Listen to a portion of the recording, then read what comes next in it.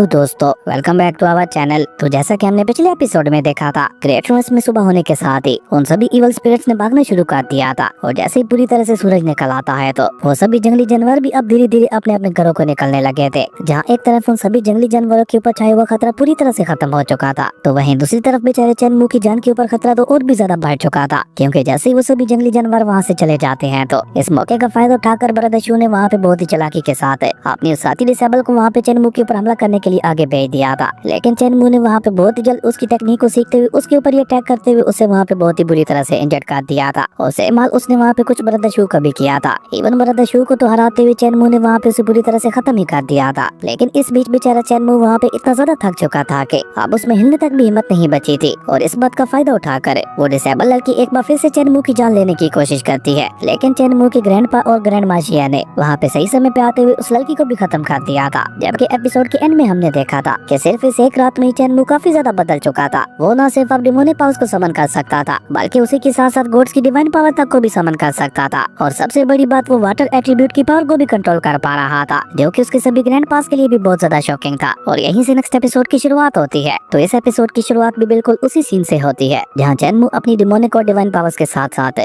अपने water attribute की power का इस्तेमाल करते हुए बहुत ही तेजी के साथ वहाँ पे पानी के ऊपर भागे जा रहा था। और जैसे जैसे चैनमू वहाँ पे डिमोनिक स्पेल का जाप कर रहा था, वैसे वैसे वहाँ पे बहुत ही ज्यादा खतरनाक साउंड रिलीज हो रहा था। और इसी सेम टाइम पे वो डिवाइन स्पेल का भी जाप कर रहा था, और उससे निकलने वाली साउंड वहाँ पे माहौल को और भी ज्यादा खुशहाल बना रही थी। लेकिन हम देखते हैं कि उस डिमोनिक स्पेल से निकलने वाली साउंड का असर वहाँ पे जंगली जानवरों के ऊपर काफी ज्यादा गहरा हो रहा था। और उन्हें वहाँ पे लगने लगा था कि कोई बहुत ही बड़ा खतरा उनकी तरफ बढ़ रहा है। जैसे अपने साथियों को बचाने के लिए जायंट टेप, जो कि जंगल का गार्डियन था, वो वहाँ पे बहुत ही तेजी के साथ चैनमू की तरफ ही बढ़ने लगा था। लेकिन ग्रैंडपा मोक ने वहाँ पे अपनी खास टेक्निक का इस्तेमाल करते हुए उस गार्डियन जायंट एप को वहाँ पे इतना ज्यादा डरा दिया था कि वो खुद को ग्रैंडपा मोक के सामने बहुत ही ज्यादा कमजोर महसूस कर रहा था। इसलिए वो अपनी जान बचाते हुए जल्दी से भाग गया था। जबकि चैनमू को तो वहाँ पे सबकी कोई भी परवाह नहीं थी। वो तो अभी तक भी वहाँ पे उन दोनों स्पेल्स का जाप करते हुए बहुत ही तेजी से पानी के ऊपर भागे जा रहा था। और जैसे जैसे चैनमू वहाँ पे भाग रहा था, उसकी पास वहाँ पे और भी ज्यादा बढ़ती चली जा रही थी। तभी अल्केमी ग्रैंडपा वहाँ पे ग्रैंड माशिया के पास आकर उनसे सवाल करते हुए पूछते हैं, आखिर ये लड़का एक ही दिन में इतना ज्यादा कैसे बदल गया? कल तक तो इसके पास ऐसी कोई भी पावर नहीं थी, जबकि अभी ये न सिर्फ यहाँ पे डिवाइन पावर को समन कर पा रहा है, बल्कि उसी के साथ साथ डिमोनिक पावर्स का भी बखूबी इस्तेमाल कर पा रहा है। आखिर ये दोनों खतरनाक पावर्स इसके पास आई कहाँ से? जिसपे ग्रैंड माशिया चैनमू को बहुत ही गौर से देखते हुए कहती हैं, इसका तो सिर्फ एक ही मतलब निकलता है कि जरूर कल रात ग्रेट रूइंस के अंदर चैनमू के साथ कुछ हुआ था। और चैनमू यहाँ पे जिस डिवाइन स्पेल का इस्तेमाल कर रहा है, वो तो गॉड ऑफ किंगडम से बिलोंग करता था। लेकिन गॉड ऑफ किंगडम तो हजारों साल पहले ही मिट्टी में मिल चुका था, तो फिर उनके डिवाइन स्पेल के बारे में चैनमू को कैसे पता चला? कहीं कल रात ग्रेट रूइंस के अंदर चैनमू की मुलाकात गॉड ऑफ टेम्पल के लोगों के साथ तो नहीं हुई थी, लेकिन ये भी तो हो पाना पॉसिबल नहीं है। आज तक हजारों साल बीत गए, लेकिन हमें यहाँ पे ऐसा कुछ भी देखने को नहीं मिला। और ये कहते हुए ग्रैंड माशिया वहाँ पे किसी गहरी सोच में चली जाती है, जिसपे बैम्बू ग्रैंडपा आगे आते हुए ग्रैंड माशिया से कहते हैं, चैनमू अब बड़ा हो चुका है, तो मेरे ख्याल से अब हमें उसकी ज्यादा चिंता नहीं करनी चाहिए। अगर वो गॉड ऑफ टेम्पल के लोगों के साथ मिला भी था तो ये उसकी किस्मत में लिखा था। और अब मेरे ख्याल से हमें इस सब के बारे में सोचना छोड़कर चैनमू की आगे की ट्रेनिंग के ऊपर ध्यान देना चाहिए, क्योंकि जितना जल्दी चैनमू ग्रो कर रहा है, उसे यहाँ पे प्रैक्टिस करवाते हुए बहुत ही ज्यादा मजा आने वाला है। और ये कहकर बैम्बू ग्रैंडपा भी बहुत ही तेजी के साथ चैनमू के पीछे ही रवाना हो जाते हैं, जो देखकर ग्रैंडपा हुआंगजी भी वहाँ पे एक्साइटेड होकर अपनी नाइफ को बाहर निकालते हुए कहते हैं, एक बार चैनमू इसकी प्रैक्टिस पूरी करवा ले, उसके बाद तो मैं चैनमू को बहुत ही ज्यादा हार्ड प्रैक्टिस करवाने वाला हूँ, क्योंकि अब तो चैनमू के थकने का सवाल ही पैदा नहीं होता। और इस तरह बिना थके ट्रेनिंग करने का एक अलग ही मजा है। और ये कहते हुए ग्रैंडपा हुआंगजी भी वहाँ पे चैनमू के पीछे निकल जाते हैं, और उनके पीछे बाकी सभी भी अपने अपने मन में चल रहे सवालों को इग्नोर करते हुए चैनमू के पीछे ही रवाना हो जाते हैं। जबकि वहीं दूसरी तरफ हम चैनमू को देखते हैं, जो कि उसी तरह से भागते हुए रिवर के काफी अंदर आ चुका था। लेकिन अभी तक भी उसने वहाँ पे उन दोनों मंत्रों का जाप करना बंद नहीं किया था, क्योंकि वो दोनों ही मंत्र वहाँ पे उसकी पास को बढ़ाने के लिए लगातार उसकी मदद कर रहे थे, जिसके चलते चैनमू को भी अपनी बॉडी में काफी ज्यादा अच्छा महसूस हो रहा था। और अचानक से चैनमू वहाँ पे खुद को साफ करने के लिए रिवर के अंदर जंप लगाते हुए खुद को वहाँ पे साफ करने लगा था। जबकि इसी बीच हम देखते हैं कि उसके सभी ग्रैंड पास भी वहाँ पे पहुँच जाते हैं, जो कि वहाँ पे आते हुए चैनमू से कहते हैं कि खुद को अच्छी तरह से साफ कर लो,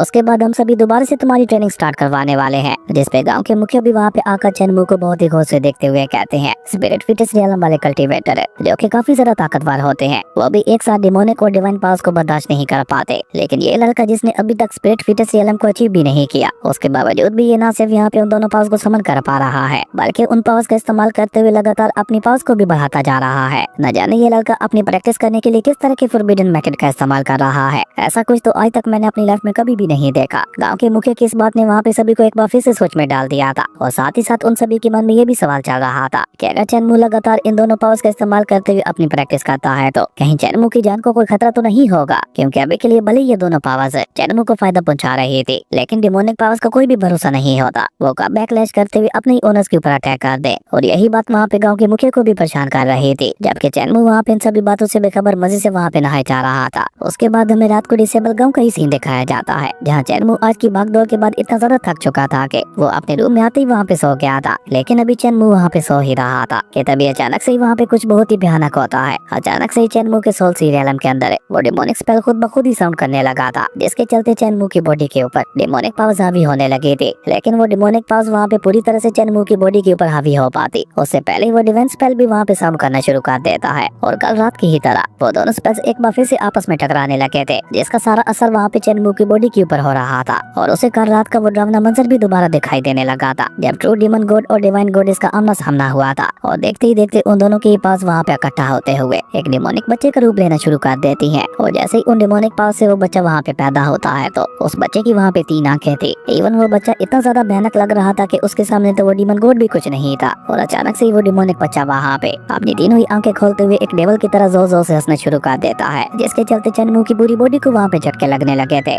इवन हम देखते हैं कि अब उसकी पूरी बॉडी धीरे धीरे ऊपर हवा में भी उठने लगी थी। लेकिन अचानक से ही वहाँ पे चैनमू का वो जेट पेंडेंट एक्टिवेट हो जाता है, जिसके अंदर अचानक से वो गोल्डन एनर्जी रिलीज होते हुए सीधा चैनमू के सोल सीरियलम के अंदर जाने लगती है। और जैसे जैसे वो गोल्डन एनर्जी वहाँ पे चैनमू के सोल सीरियलम के अंदर जा रही थी तो उसने वहाँ पे उन डिमोनिक पावर्स को भी सप्रेस करना शुरू कर दिया था। और देखते ही देखते चैनमू का वो ग्रेट ट्रायड जो कि उसके सोल सीरियलम के अंदर मौजूद था, उसने वहाँ पे उन डिमोनिक पावर्स के साथ साथ उन सारी डिवाइन पावर्स को भी अपने अंदर अब्सॉर्ब कर लिया था। और ऐसा होता ही अचानक से ही हम देखते हैं कि चैनमू की बॉडी से बहुत ही ज्यादा पावरफुल स्पिरिचुअल ऑरा रिलीज होता है, जिसके चलते वो पूरा गाँव ही वहाँ पे एक पल के लिए हिल गया था। पर उसके बाद अचानक से ही वहाँ पे सब कुछ शांत होना शुरू हो जाता है, और धीरे धीरे चैनमू की बॉडी भी वापस अपने बेड पे आ चुकी थी, और आसपास भी वहाँ पे सब कुछ नॉर्मल होना शुरू हो गया था। और अब तो वहाँ पे देखने से ऐसा लग रहा था कि जैसे अभी थोड़ी देर पहले वहाँ पे कुछ हुआ ही नहीं था। लेकिन ग्रैंड माशिया जो कि खिड़की से खड़ी होकर ये सारा नजारा देख रही थी, वो वहाँ पे ये सारा नजारा देखते हुए बहुत ही ज्यादा परेशान हो जाती हैं। और इस सब के बारे में वो गाँव के मुखिया को भी बताने के लिए चली जाती हैं, और उन्हें वहाँ पे चैनमू के कंडीशन के बारे में बताते हुए कहती हैं कि कैसे चैनमू की बॉडी के अंदर वो दोनों स्पेल आपस में टकरा रहे थे, और आपस में वहाँ पे टकराते हुए चैनमू की सोल के ऊपर कब्जा करने की कोशिश कर रहे थे, जिसके चलते मुझे पूरा यकीन है कि चैनमू को बहुत ही बुरे सपने आ रहे होंगे। लेकिन अब हम आगे क्या करें, क्योंकि अगर ऐसा ही चलता रहा तो ये दोनों ही एनर्जी चैनमू को खतरा भी पहुंचा सकती हैं, क्योंकि आप तो जानते ही हैं ये दोनों एनर्जीज एक साथ एक बॉडी के अंदर नहीं रह सकती। इन दोनों में से कोई न कोई एनर्जी एक दूसरे को खत्म करने की अपनी पूरी कोशिश करेगी, जिसका सीधा सीधा नुकसान हमारे चैनमू को होगा। ग्रैंड माशिया की ये बात सुनकर गाँव के मुखिया वहाँ पे कुछ सोचते हुए उससे कहते हैं, लेकिन मेरे ख्याल से तो हमें जो कुछ चल रहा है सब कुछ वैसे से ही चलने देना चाहिए, क्योंकि ये चैनमू के पास अपने सोल माइंड को ताकतवर बनाने का बहुत ही अच्छा मौका है। अगर वो इन दोनों ही एनर्जीज को अपने कंट्रोल में कर लेता है तो तुम सोच भी नहीं सकती कि चैनमू कितना ज्यादा ताकतवर बन जाएगा। और ऊपर से न जाने इन दोनों ही साउंड्स को सुनते हुए मुझे ऐसा क्यों लग रहा है कि जैसे ये दोनों ही साउंड्स हमें डाशू कॉन्टिनेंट के अंदर किसी खास चीज की तरफ इशारा कर रहे हैं। अगर हम इन दोनों ही साउंड्स को सही से समझने की कोशिश करते हैं तो हम लोग डाशू कॉन्टिनेंट के एक बहुत ही बड़े रहस्य के बारे में पता लगा सकते हैं। और मेरे ख्याल से अब हमें चैनमू को भी डाशू कॉन्टिनेंट के बाकी रहस्यों के बारे में भी बताना होगा। गाँव के मुखिया की ये बात सुनकर ग्रैंड माशिया जल्दी से वहाँ पे चलाते हुए उनसे कहती है, नहीं अभी भी चैनमू एक बच्चा है, और आप तो जानते ही है कि डाशू कॉन्टिनेंट का हर एक रहस्य कितने ज्यादा खतरनाक है। नहीं मैं उन सब के बारे में चैनमू को कभी भी पता नहीं लगने दूंगी। जिसपे गाँव के मुखिया वहाँ पे उससे कहते हैं कि बेवकूफों जैसी बातें मत करो। चैनमू ने हर बार हमें गलत साबित करते हुए ये प्रूव किया है कि वो अकेला हर एक खतरे से निपटने की ताकत रखता है। अब कल का ही दिन देख लो,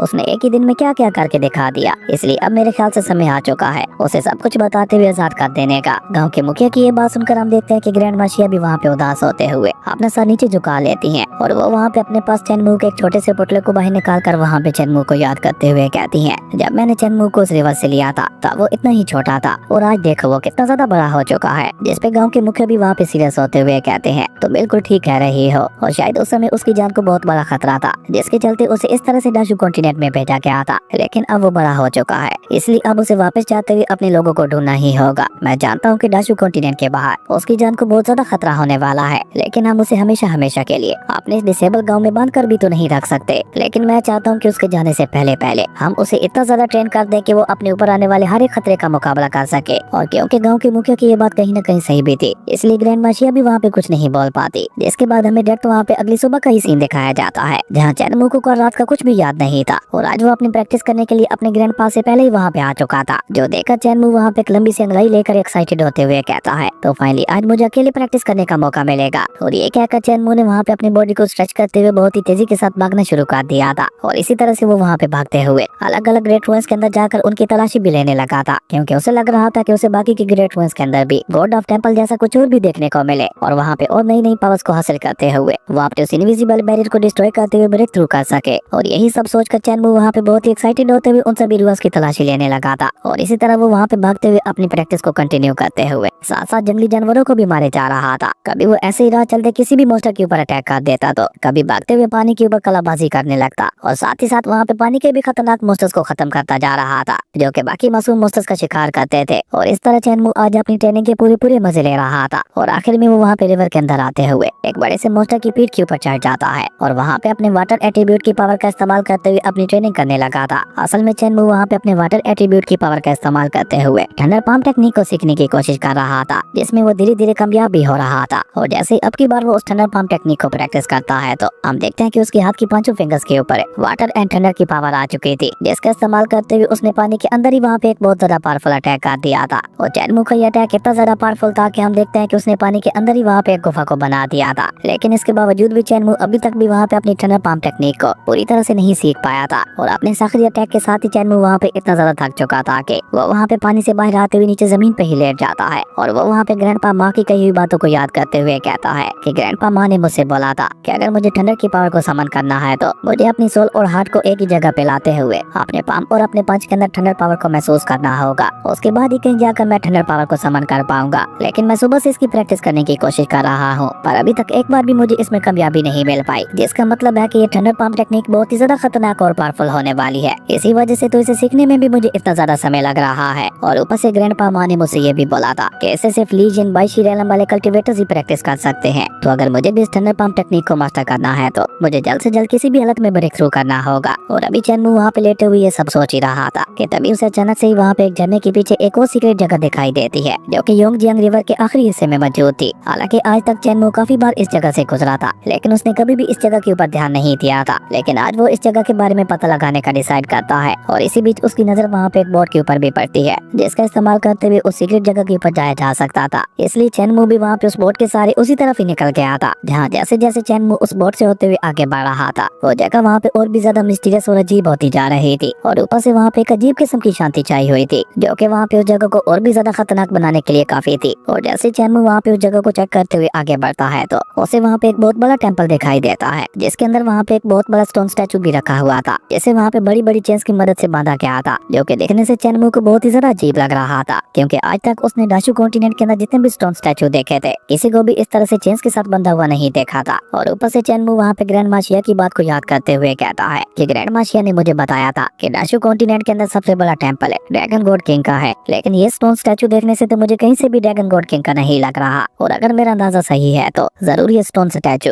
जेन लॉर्ड का होगा, जिसके बारे में मुझे ब्लैंड ग्रैंडपा ने बताया था कि जेन लॉर्ड ही थे वो जिन्होंने हमारी इस दुनिया को बचाते हुए सभी लिविंग बींग्स को उस खतरनाक तबाही से बचाया था। और अगर लॉर्ड जेन ना होते, तो अब तक शायद हम सभी का अस्तित्व भी खत्म हो चुका होता। और ब्लैंड ग्रैंडपा ने मुझसे ये भी बोला था कि जब भी मेरा सामना कभी लॉर्ड जेन के स्टैचू के साथ हो, तो मैं उनकी हमारे पूरे गांव की तरफ से अच्छी तरह से वर्शिप करूं। और यही याद करके चैनमू वहाँ पे अचानक से ही लॉर्ड जेन के स्टोन स्टैचू के सामने झुकते हुए वहाँ पे उनकी वर्शिप करने लगा था, और अपने पूरे डिसेबल गांव की तरफ से उन्हें वहाँ पे ग्रीट कर रहा था। लेकिन इसी के साथ अचानक ही चैनमू को वहाँ पे अपने ब्लैंड ग्रैंडपा की एक और बात याद आती है, जो उन्होंने बचपन में उसके कान में बताते हुए बोला था कि जब भी अगर तुम किसी वर्ल्डनेस के अंदर अकेले टेंपल में जाते हो, तो वहाँ पे जाते हुए ये शब्द जरूर से बोल देना, ए महान गॉडेस, हम आपकी ही वर्शिप करते हैं, प्लीज हमारे और हमारे डाशु कॉन्टिनेंट के ऊपर रहम कीजिए, और प्लीज मुझे चोट मत पहुंचाइएगा, मैं तो बस यहाँ पे आपकी वर्शिप करने के लिए आया था। और अपने ब्लैंड ग्रैंडपा की सारी बातें याद करते हुए चैनमू ने वहाँ पे सेम टू सेम ऐसा ही बोल दिया था। और ये बोलने के बाद जल्दी से वहाँ पे रफू चक्कर भी होने लगा था। लेकिन अभी बेचारा चैनमू वहाँ पे सीढ़ियों तक ही पहुंचा था कि अचानक से उसे वहाँ पे अपने पीछे टेंपल के अंदर किसी गॉडेस की हंसने की आवाज सुनाई देती है, जो सुनकर तो चैनमू को भी वहाँ पे एक बहुत बड़ा झटका लगता है, और वो जल्दी से बढ़ाते हुए पीछे टेंपल में ही देखने लगा था। ये आवाज एक लड़की के हंसने की थी, जो कि वहाँ पे चैनमू का मजाक उड़ाते हुए हुए कहती है, क्या बोला था तुमने अभी? Goddess sister? आखिर ये क्या होता है और कहाँ है तुम्हारी वो गॉडेस सिस्टर? और ये कहकर वो लड़की भी वहाँ पे टेम्पल से बाहर आकर चेनमू के सामने आते हुए उससे कहती है, मेरा नाम है जियान किंगर, मैं यहाँ पे पास में ही रहती हूँ, क्या मैं तुम्हारा नाम जान सकती हूँ? जिसपे चेनमू उसे जवाब देते हुए कहता है कि वैसे तो मेरा नाम किन चेनमू है, लेकिन तुम मुझे प्यार से चेनमू बुला सकती हो क्योंकि किन तो मेरा सरनेम है जो कि मुझे मेरी गाय से मिला था। चेनमू की ये बात सुनकर किंगर वहाँ पे हंसते हुए उससे कहती है, तो कहाँ है तुम्हारी वो गाय? जिसपे चेनमू उसे जवाब देते हुए कहता है, नहीं, असल में वो एक गाय नहीं थी बल्कि वो तो एक औरत थी जिसने एक नकली गाय का रूप ले रखा था। चेनमू की ये बात सुनकर वो लड़की भी वहाँ पे एक्साइटेड होते हुए कहती है, क्या वाकई? तो फिर वो गाय औरत में कैसे चेंज हुई थी? क्या तुमने उसे खुद चेंज होते हुए देखा था? तुम्हारी बातें तो बहुत ही ज्यादा इंटरेस्टिंग है, क्या तुम्हारे पास कुछ और भी ऐसी इंटरेस्टिंग बातें हैं मुझे बताने के लिए? अगर हैं तो मेरे पीछे आ जाओ, हम आराम से अंदर टेम्पल के अंदर जाकर बात करते हैं। और ये कहते हुए किंगर जल्दी से टेम्पल के अंदर चली जाती है और जैसे ही किंगर वहाँ पे टेम्पल के अंदर जाती है तो वहाँ पे एक अजीब सी आवाज चलना शुरू हो जाती है और जैसे ही चेनमू वहाँ पे किंगर के पीछे उस टेम्पल के अंदर जाने की कोशिश करता है तो वो हवा उसे टेम्पल के अंदर जाने से रोकने लगी थी, जो देखकर तो खुद चेनमू को भी वहाँ पे कुछ समझ नहीं आ रहा था कि आखिर यहाँ पे ये सब हो क्या रहा है। पर अभी चेनमू वहाँ पे ये सब सोच ही रहा था कि तभी उसकी नजर लॉर्ड जेन के स्टोन स्टैचू के ऊपर पड़ती है जिन्हें वहाँ पे जिन चेन से बांध रखा था उन्होंने भी अब वहाँ पे जोर जोर से हिलना शुरू कर दिया था। और अब की बात जब चेनमू वहाँ पे बहुत ही गौर के साथ उस स्टोन स्टैचू को देखता है तो उसे वहाँ पे लॉर्ड जेन के स्टोन स्टैचू के नीचे काफी सारे स्केलेटन्स दिखाई देते हैं, जिन्हें देखते ही चेनमू को वहाँ पे एक बहुत बड़ा झटका लगता है और डर के मारे उसके कदम खुद ब खुद ही वहाँ पे पीछे हटने लगे थे। इसलिए वो वहाँ पे जियान किंगर से कहता है कि मैं अपनी वॉच पूरी कर चुका हूँ, इसलिए अब मैं दोबारा इस टेम्पल के अंदर नहीं आ सकता। अगर तुम्हें मेरे साथ और मजे वाली बातें करनी है तो तुम खुद ही टेम्पल से बाहर आ जाओ। जिसपे जियान किंगर चेनमू को अपने जाल में फंसाने के लिए बहुत ही प्यार से उससे कहती है, अपनी हालत तो देखो, तुम कितने ज्यादा थके थके दिखाई दे रहे हो, क्या तुम यहाँ पे आकर मेरे साथ रेस्ट नहीं करना चाहते? देखो तो सही यहाँ पे कितना ज्यादा सुकून है। जिसपे चेनमू नाम में अपना सर हिलाते हुए कहता है, नहीं नहीं, मैं रेस्ट नहीं करना चाहता। जिसपे जियान किंगर उसे वहाँ पे एक बार फिर से बुलाते हुए कहती है, प्लीज अंदर आ जाओ। जिसपे चेनमू नाम में अपना सर हिलाते हुए उससे कहता है कि तुम्हें मैं थका थका इसलिए दिखाई दे रहा हूँ क्योंकि मेरी बॉडी बचपन से ही ऐसी है जो कि दूसरों को बहुत ही ज्यादा कमजोर दिखाई देती है। चेनमू की ये बात सुनकर हम देखते हैं कि जियान किंगर उसे वहाँ पे एक बार फिर से बहुत ही प्यार के साथ अंदर आने के लिए कहती है, लेकिन चेनमू वहाँ पे पलटते हुए ना में अपना सर हिलाने लगा था। अब बार बार वहाँ पे चेनमू को इस तरह से ना करते हुए देखकर जियान किंगर का गुस्सा भी वहाँ पे बढ़ने लगा था और अब की बार वो वहाँ पे बहुत ही गुस्से के साथ चलाते हुए चेनमू से कहती है, मैंने तुम्हें कहा ना जल्दी से अंदर आओ। और ये कहते ही हम देखते हैं कि अचानक से जियान किंगर का पूरा रूप ही वहाँ पे बदलना शुरू हो गया था और देखते ही देखते सबसे पहले तो उसके 8 हाथ निकल कर बाहर आते हैं और उसी के साथ वहाँ पे बिल्कुल एक डिमोनिक लेडी की तरह उसकी बॉडी भी बहुत ज्यादा बड़ी हो चुकी थी, जहाँ चेनमू तो उसके सामने एक चूंटी की तरह दिखाई दे रहा था। और जब चेनमू वहाँ पे सबके बावजूद भी उसकी बात को नहीं सुनता तो वो डिमोनिक लेडी अचानक ही वहाँ पे गुस्सा होते हुए बहुत ही तेजी के साथ चेनमू के ऊपर हमला करने के लिए आगे बढ़ती है, लेकिन वो वहाँ पे चेनमू के ऊपर हमला कर पाती उससे पहले ही हम देखते हैं कि अचानक ही वो चेन्स वहाँ पे कसना शुरू हो चुकी थी, जिन्होंने वहाँ पे उस डिमोनिक लेडी को पूरी तरह से अपने अंदर जकड़ लिया था। वरना अब तक तो शायद चेनमू का खेल वहाँ पे खत्म हो चुका होता, क्योंकि हम देखते हैं कि वो डिमोनिक लेडी चेनमू के ऊपर हमला करने के लिए उसके काफी करीब आ चुकी थी, लेकिन बिल्कुल एंड समय पे उन चेन्स ने वहाँ पे चेनमू की जान बचा ली थी और अचानक से ही वो आयरन चेन्स वहाँ पे गोल्डन एनर्जी के साथ ग्लो करना शुरू कर देती हैं, जो कि लगातार वहाँ पे उस डिमोनिक लेडी मोस्टर को अपनी तरफ खींचने लगी थी, जो देखकर अब चेनमू को भी वहाँ पे उन चेन्स के पीछे का मकसद समझ आ चुका था। उन चेन्स का एक सिरा योंगजियांग रिवर के साथ अटैच था तो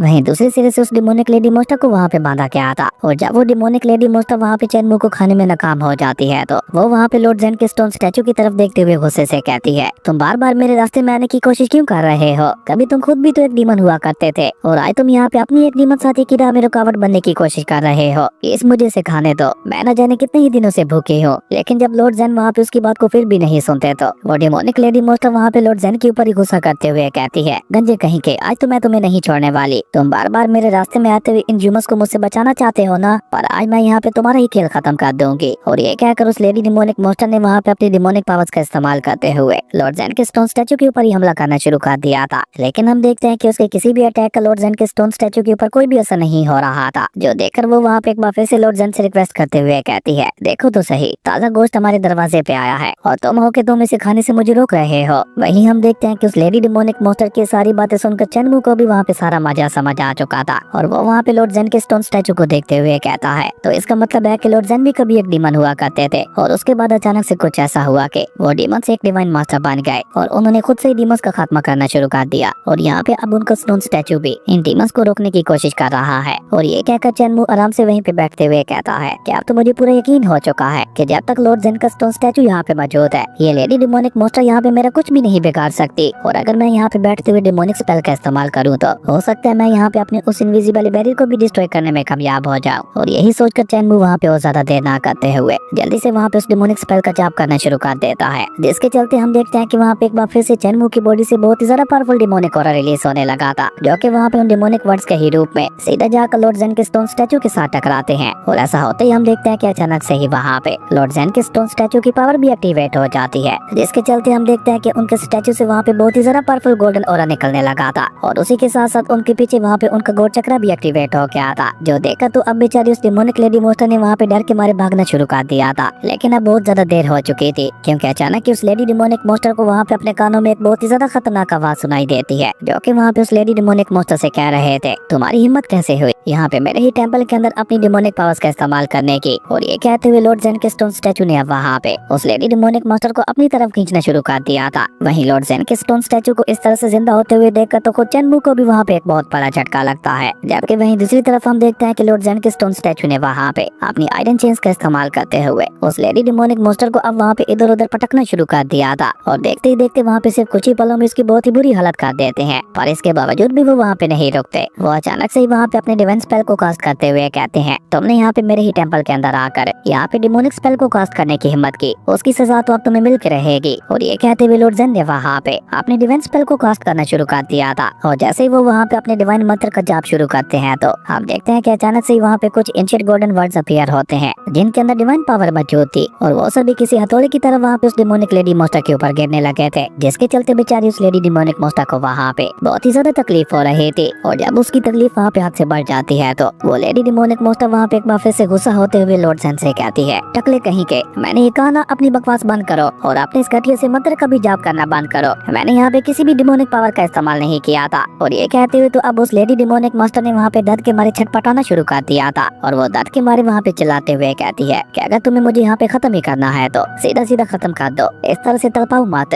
लेकिन लॉर्ड जेन तो वहाँ पे उसके ऊपर कोई भी रहम ना दिखाते हुए लगातार वहाँ पे अपने डिवाइन मंत्र का जाप किए जा रहे थे, जो कि अब सीधा वहाँ पे उस डिमोनिक लेडी मॉन्स्टर की सोल के ऊपर अटैक कर रहा था, जिसमें उस लेडी डिमोनिक मॉन्स्टर को इतनी ज्यादा तकलीफ होती है कि उसे वहाँ पे समझ ही नहीं आ रहा था कि आखिर वो वहाँ पे करे तो करे क्या। जबकि वहीं दूसरी तरफ हम देखते हैं चेनमू, जो कि वहाँ पे सब बहुत ही गौर से देख रहा था, उसे वहाँ पे अपने इनविजिबल बैरियर को डिस्ट्रॉय करने का बहुत ही अच्छा मौका लगता है। इसलिए वो लॉर्ड जेन के डिवाइन स्पेल को वहाँ पे अपने सोल सीरियलम के अंदर ले आता है, जहाँ पे उसने पहले से ही अपने डिमोनिक स्पेल को कास्ट कर रखा था। और जैसे ही वो दोनों पावर्स उसके सोल सीरियलम के अंदर आती हैं तो चेनमू का इनविजिबल बैरियर भी वहाँ पे एक बार फिर से सुधार हो चुका था। लेकिन चेनमू ने तो अब वहाँ पे ठान लिया था कि वो कुछ भी करके अपनी इन तीनों पावर्स का इस्तेमाल करते हुए आज अपने इस इनविजिबल बैरियर को डिस्ट्रॉय करके रहेगा। और इसीलिए चेनमू जल्दी से वहाँ पे अपने वाटर एट्रीब्यूट की पावर को भी समन कर लेता है। जबकि इसी बीच हम देखते हैं कि लॉर्ड जेन तो वहाँ पे लगातार अपने उस डिवाइन मंत्र का जाप किए जा रहे थे, जिसका सीधा सीधा असर वहाँ पे चेनमू को अपने सोल सीरियलम के अंदर महसूस हो रहा था। इसलिए चेनमू जल्दी से वहाँ पे एक बार फिर से अपने डिमोनिक स्पेल को भी कास्ट करना शुरू कर देता है और एक साथ वहाँ पे इन तीनों ही पावर्स का इस्तेमाल करते हुए अपने उस इनविजिबल बैरियर के ऊपर हमला करना भी शुरू कर दिया था, जिसके चलते हम देखते हैं कि अब धीरे धीरे वहाँ पे उस इनविजिबल बैरियर में भी क्रैक्स आना शुरू हो चुके थे। लेकिन चेनमू वहाँ पे ये बात अच्छी तरह से जानता था कि अगर वो वहाँ पे जरा सा भी केयरलेस हुआ तो ये सारे क्रैक्स दोबारा से बच जाएंगे। इसलिए चेनमू लगातार वहाँ पे अपनी पावर को बढ़ाते हुए अपने उस इनविजिबल बैरियर के ऊपर हमला किए ही जा रहा था। और देखते ही देखते वहाँ पे एक बहुत बड़े ब्लास्ट के साथ उस इनविजिबल बैरियर के अंदर एक छोटा सा होल बन जाता है और उस होल से होते हुए चेनमू की तीनों एनर्जीज जाकर सीधा वहाँ पे उसके डिवाइन ट्रायर के अंदर समा जाती हैं, जिसके चलते तो हम देखते हैं कि चेनमू के उस डिवाइन ट्रायर ने वहाँ पे और भी तेजी से चमकना शुरू कर दिया था। और देखते ही देखते वहाँ पे इतनी ज्यादा गोल्डन एनर्जी फैल जाती है कि ऐसा लग रहा था कि जैसे चेनमू के सोल सीरियलम के अंदर कोई नया सूरज ही उग आया हो। और ये सब देखते हुए तो बेचारे खुद चेनमू को भी अपनी आंखों पे यकीन नहीं हो रहा था कि वो वाकई अपने उस इनविजिबल बैरियर को डिस्ट्रॉय करने में कामयाब हो चुका है। जबकि इसी के साथ हम देखते हैं कि चेनमू वहाँ पे स्पिरिचुअल फीटस रियलम में भी अपने कदम जमा चुका था, जिसके चलते उसके सोल सीरियलम के अंदर एक नए बच्चे का भी जन्म होने लगा था, यानी कि चेनमू की मोटर कल्टीवेशन जर्नी स्टार्ट हो चुकी थी। लेकिन चेनमू वहाँ पे ज्यादा देर तक नहीं टिक पाता और एक ही झटके के साथ वो वहाँ पे वापस प्रेजेंट वर्ल्ड में आ गया था, जहाँ वो खुद को देखकर हैरान होते हुए कहता है, क्या मैं वाकई कामयाब हो चुका हूँ। और वाकई ये चेक करने के लिए चेनमू अपनी स्पिरिचुअल एनर्जी को अपनी बॉडी के अंदर फ्लो करने की कोशिश करता है। और जैसे ही वो वहाँ पे अपनी स्पिरिचुअल एनर्जी को एक्टिवेट करता है तो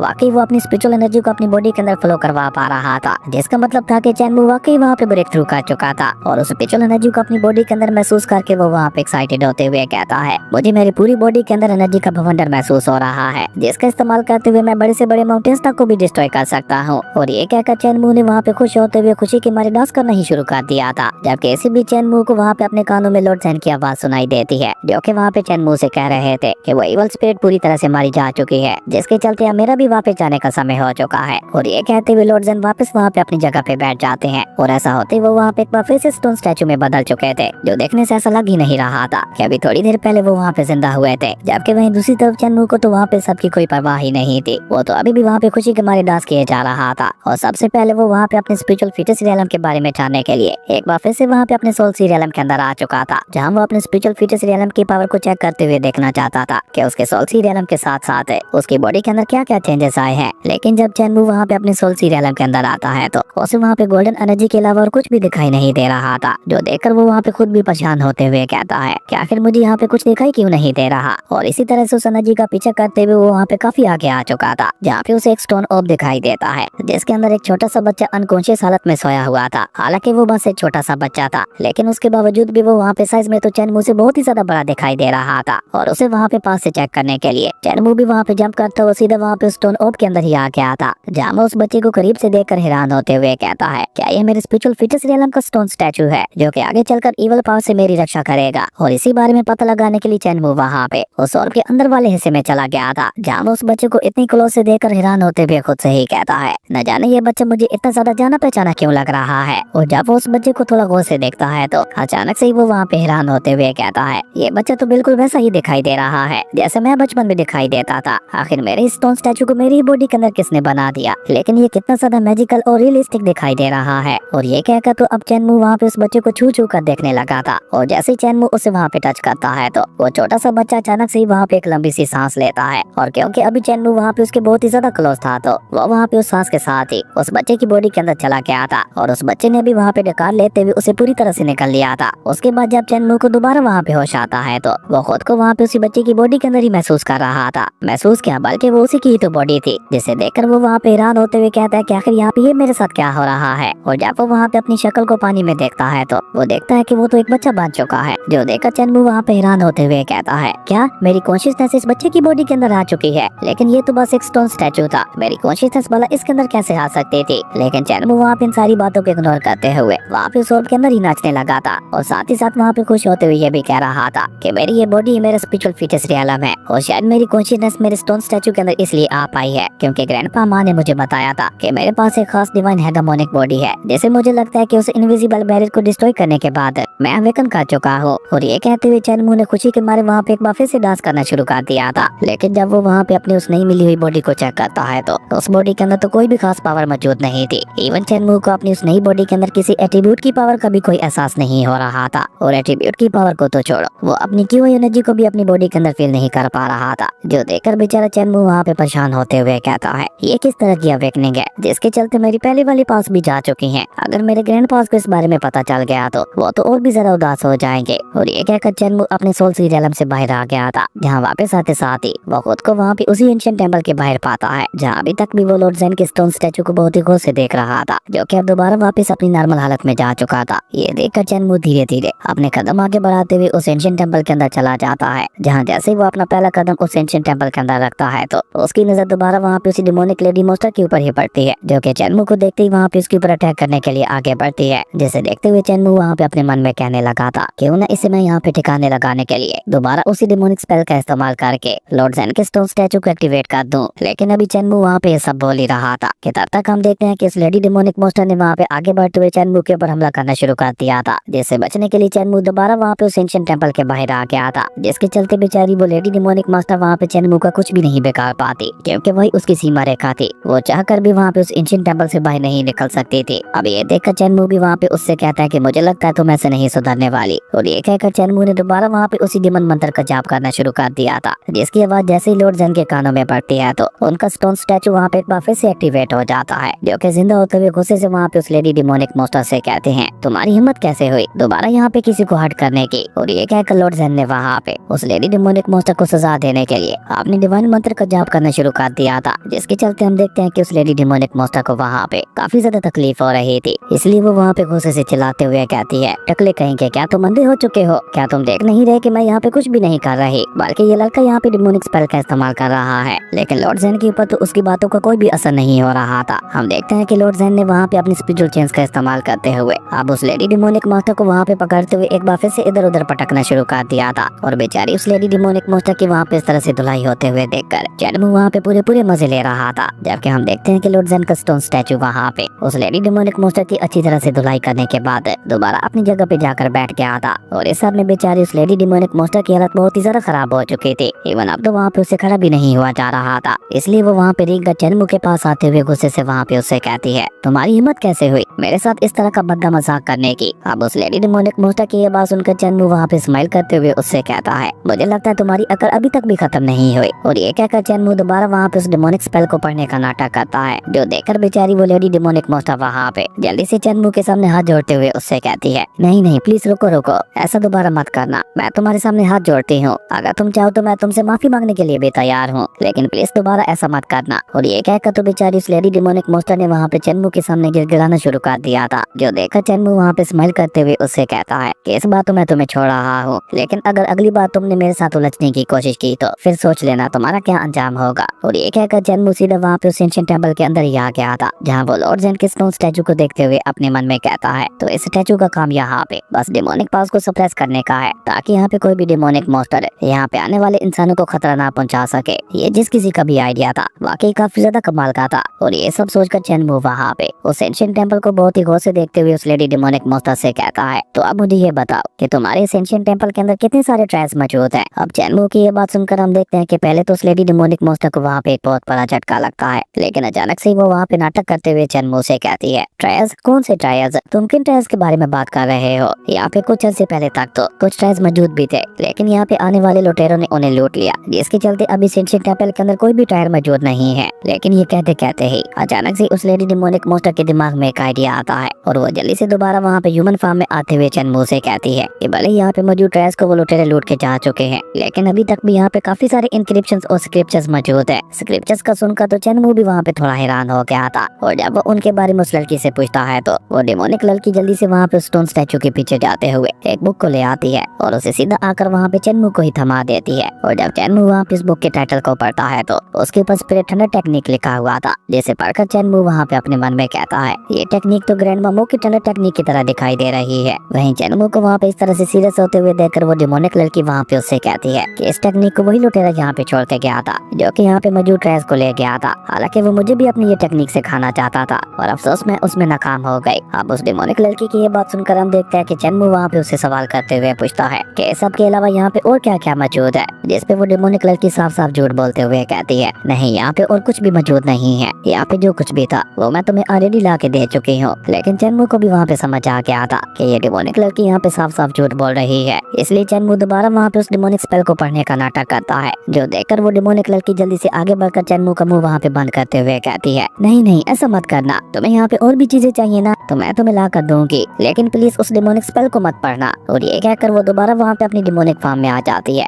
जिसके बाद वो वहाँ पे एक पिलर के ऊपर जाकर वहाँ पे खुदाई करते हुए उसके अंदर से वहाँ पे कुछ ट्रायल्स को बाहर निकालते हुए उन्हें वहाँ पे चैनमू के सामने लाकर रख देती है, जिनके अंदर काफी सारे आर्मर, स्पीयर्स और स्वॉर्ड्स मौजूद थी, जिन्हें देखकर चैनमू वहाँ पे बुरा सा मुंह बनाते हुए उस डिमोनिक लड़की से कहता है, क्या यहाँ पे बस इतने ही ट्रायल्स मौजूद थे? जिसपे वो डिमोनिक लेडी मॉन्स्टर भी वहाँ पे दोबारा अपने ह्यूमन फॉर्म में आते हुए कहती है, तुम्हें ये सब बस इतने से लग रहे हैं, ये सभी के सभी ट्रायल्स बहुत ही ज्यादा खास है, इन्हें ऐसा वैसा मत समझो। और ये कहकर अचानक से वो वहाँ पे एक स्वॉर्ड को उठाकर उसकी तारीफें करते हुए कहती है, तुम जानते भी हो कि सिर्फ ये स्वॉर्ड कितनी ज्यादा खास है। इस स्वॉर्ड को 6 अलग अलग डिवाइन ट्रायल्स को आपस में मिला के बनाया गया था, जिसकी ताकत का कोई भी मुकाबला नहीं है। अब उस लड़की की ये बात सुनकर हम देखते हैं कि चैनमू भी वहाँ पे स्वॉर्ड को पकड़ते हुए बहुत ही गौर से उसे देखने लगा था, और उसकी पावर को चेक करने के लिए जैसे ही वो वहाँ पे अपने डैगर को बाहर निकाल कर उसे वहाँ पे स्वॉर्ड के ऊपर मारता है तो वो स्वॉर्ड एक ही झटके के साथ वहाँ पे चकनाचूर हो जाती है, जो देखकर वो डिमोनिक लड़की गुस्से से वहाँ पे चलाते हुए कहती है, बेवकूफ कहेंगे, ये तुमने क्या कर दिया? तुम जानते भी हो कि ये स्वॉर्ड कितनी ज्यादा खास थी, और ये आखिर तुम्हारे पास किस तरह का अजीब सा डैगर है जिसने यहाँ पे इतनी आसानी के साथ एक इतनी ज्यादा पावरफुल स्वॉर्ड को डिस्ट्रॉय कर दिया, और आखिर तुम्हें ये डैगर मिला कहाँ से था? जिसपे चैनमू भी उसे वहाँ पे अपना डैगर दिखाते हुए कहता है, ये डैगर तो मुझे मेरे ग्रैंडपा ने दिया था मेरी रक्षा के लिए, और उन्होंने इसे खास अपनी स्पिरिचुअल पावर का इस्तेमाल करते हुए रिफाइन किया था, जिसके चलते इस डैगर के अंदर इतनी ज्यादा ताकत है कि ये एक बड़ी सी चट्टान तक को काट सकता है। और मेरे ग्रैंडपा हुआंगजी ने अपने इसी डैगर का इस्तेमाल करते हुए आज तक अपने न जाने कितने ही दुश्मनों को काटा है, और अब ये मेरे पास आ गया है, जिसका इस्तेमाल करते हुए मैं भी किसी को भी काट सकता हूँ। जबकि चैनमू की ये सारी बातें सुनकर हम देखते हैं कि वो डिमोनिक लड़की वहाँ पे उस डैगर को बहुत ही गौर से देखने लगी थी और साथ ही साथ वहाँ पे एक डेविल स्माइल करते हुए चैनमू से कहती है, ये डैगर तो वाकई काफी ज्यादा कमाल का है और तुम्हारे ग्रैंडपा ने तुम्हें वाकई काफी अच्छा गिफ्ट दिया है। ये बात उस डिमोनिक लड़की ने वहाँ पे तंजी अंदाज में बोली थी, जैसे कि वो वहाँ पे कहना चाह रही हो कि कितना भद्दा गिफ्ट है। अब ये बात चैनमू को अपने ग्रैंडपा की इंसल्ट लगती है, इसलिए वो अपने डैगर को वहाँ पे उसी की तरफ ही पॉइंट करते हुए कहता है, क्या क्या कहा तुमने? आखिर तुम्हारे कहने का मतलब क्या था? जिसपे वो डिमोनिक लड़की भी जल्दी से वहाँ पे डरते हुए कहती है, नहीं नहीं, तुम गलत समझ रहे हो, मैं तो बस तुम्हारे ग्रैंडपा की तारीफ कर रही थी। वाकई वो बहुत ज्यादा कमाल के और ताकतवर हैं, जो उन्होंने अपनी पावर का इस्तेमाल करते हुए इतने ज्यादा पावरफुल डैगर को रिफाइन किया है, जिसने यहाँ पे एक डिवाइन सोटा को डिस्ट्रॉय कर दिया। पर अभी वो डिमोनिक लड़की वहाँ पे ये सब बोल ही रही थी कि तभी अचानक से चैनमू की नजर वहाँ पे एक बैग के ऊपर पड़ती है, जिसे देखकर चैनमू वहाँ पे उस डिमोनिक लड़की से सवाल करते हुए पूछता है कि आखिर उस बैग के अंदर क्या है। अब चैनमू की ये बात सुनकर हम देखते हैं कि वो लड़की अचानक से ही वहाँ पे घबरा जाती है और गुस्से से वहाँ पे खुद से ही कहती है, इसे अब ये बैग कैसे नजर आ गया? मैंने तो इसे कितनी अच्छी तरह से छुपा के रखा हुआ था। और ये कहकर वो वहाँ पे चैनमू से साफ साफ झूठ बोलते हुए कहती है, वो बैग तो बस वैसे ही वहाँ पे रखा हुआ है, उसके अंदर ऐसा भी कुछ खास नहीं है। लेकिन चैनमू वहाँ पे उसकी बातों को इग्नोर करते हुए उस बैग की तरफ ही बढ़ने लगा था। हालांकि वो डिमोनिक लड़की वहाँ पे चैनमू को रोकने की कोशिश तो बहुत ज्यादा करती है, लेकिन चैनमू वहाँ पे उसकी कोई भी बात नहीं सुनता और आखिर में चैनमू को रोकने के लिए वो लड़की सीधा जाकर वहाँ पे उस बैग के ऊपर ही लेट जाती है और गुस्से से चैनमू से कहती है, मैं तुम्हें यहाँ पे इतना कुछ तो दे चुकी हूँ, अब आखिर तुम्हें ये बैग भी क्यों चाहिए? जिसपे चैनमू वहाँ पे कोल्ड रूम में उससे कहता है, तुम वो मुझे बैग दे रही हो या नहीं, या फिर मैं यहाँ पे अपनी ग्रैंड माशिया की सिखाई हुई टेक्निक का इस्तेमाल करते हुए तुम्हें अपना पपेट बना लूं। अब ये सुनकर हम देखते हैं कि मजबूरन उस डिमोनिक लड़की को वहाँ पे अपना वो बैग भी चैनमू के हवाले करना पड़ा था, जिसे लेते हुए चैनमू सीधा वहाँ पे उस एंशिएंट टेंपल से बाहर आ गया था, जहाँ हम देखते हैं कि चैनमू उसे सारा माल लूट चुका था और उस बेचारी डिमोनिक लेडी को वहाँ पे उसी टेंपल के अंदर ही ट्रैप कर दिया था। और अपने डैगर का इस्तेमाल करते हुए चैनमू ने वहाँ पे गेट पे बड़ा बड़ा लिख दिया था कि इस टेंपल के अंदर एक लेडी डिमोनिक मॉन्स्टर रहती है, इसलिए जितना हो सके उससे दूर ही रहना। जिसे देखते हुए तो उस लेडी डिमोनिक मॉन्स्टर का गुस्सा वहाँ पे और भी ज्यादा बढ़ गया था और वो गुस्से से अपनी डिमोनिक फार्म में आते हुए वहाँ पे चैनमू से कहती है, तुमने आज मुझे यहाँ पे बहुत बड़ा धोखा दिया है, जैसे मैं कभी भी नहीं भूलूंगी। और पहले तो मैं यहाँ पे आने वाले लोगों को जिंदा छोड़ भी दिया करती थी, लेकिन अब तो मैं स्टोन स्टैचू के भी खिलाफ जाते हुए यहाँ पे आने वाले हर एक इंसान को खत्म कर दूंगी। और हाँ, मेरा तुमसे ये भी वादा है, मैं जिस दिन यहाँ से आजाद होंगी उस दिन सबसे पहले तुम्हें ही खत्म करूंगी। लेकिन चैनमू तो वहाँ पे उसकी बातों को इग्नोर करते हुए अपने सारे सामान को उठाकर अपनी बोट के ऊपर आ चुका था, जो देखकर वो लेडी डिमोनिक मॉन्स्टर वहाँ पे गुस्से से चलाते हुए चैनमू से कहती है, क्या तुम बहरे हो चुके हो या फिर जानबूझकर मेरी बातों को नहीं सुन रहे? लेकिन चैनमू वहाँ पे फिर भी उसकी बातों का कोई जवाब नहीं देता, जो देखकर वो लेडी डिमोनिक मॉन्स्टर गुस्से से वहाँ पे चलाते हुए चैनमू से कहती है, तुम में और उन लुटेरों में कोई भी फर्क नहीं था जो कि यहाँ पे पहले ट्रेस लूट कर गए थे, इससे तो अच्छा था कि तुम मुझे यहाँ पे खत्म ही कर देते। जबकि हम देखते हैं कि चैनमू वहाँ पे उसकी सारी बातों को इग्नोर करते हुए वो सारे सामान को लेकर सीधा वहाँ पे वापस अपने गाँव में आ गया था। और चैनमू के पास इतना सारा सामान देखकर उसके सभी ग्रैंडपा भी वहाँ पे हैरान हो चुके थे और ग्रैंडपा स्पीड वहाँ पे उसके मजे लेते हुए कहते हैं, अब ये मत कह देना कि तुम ये सारा सामान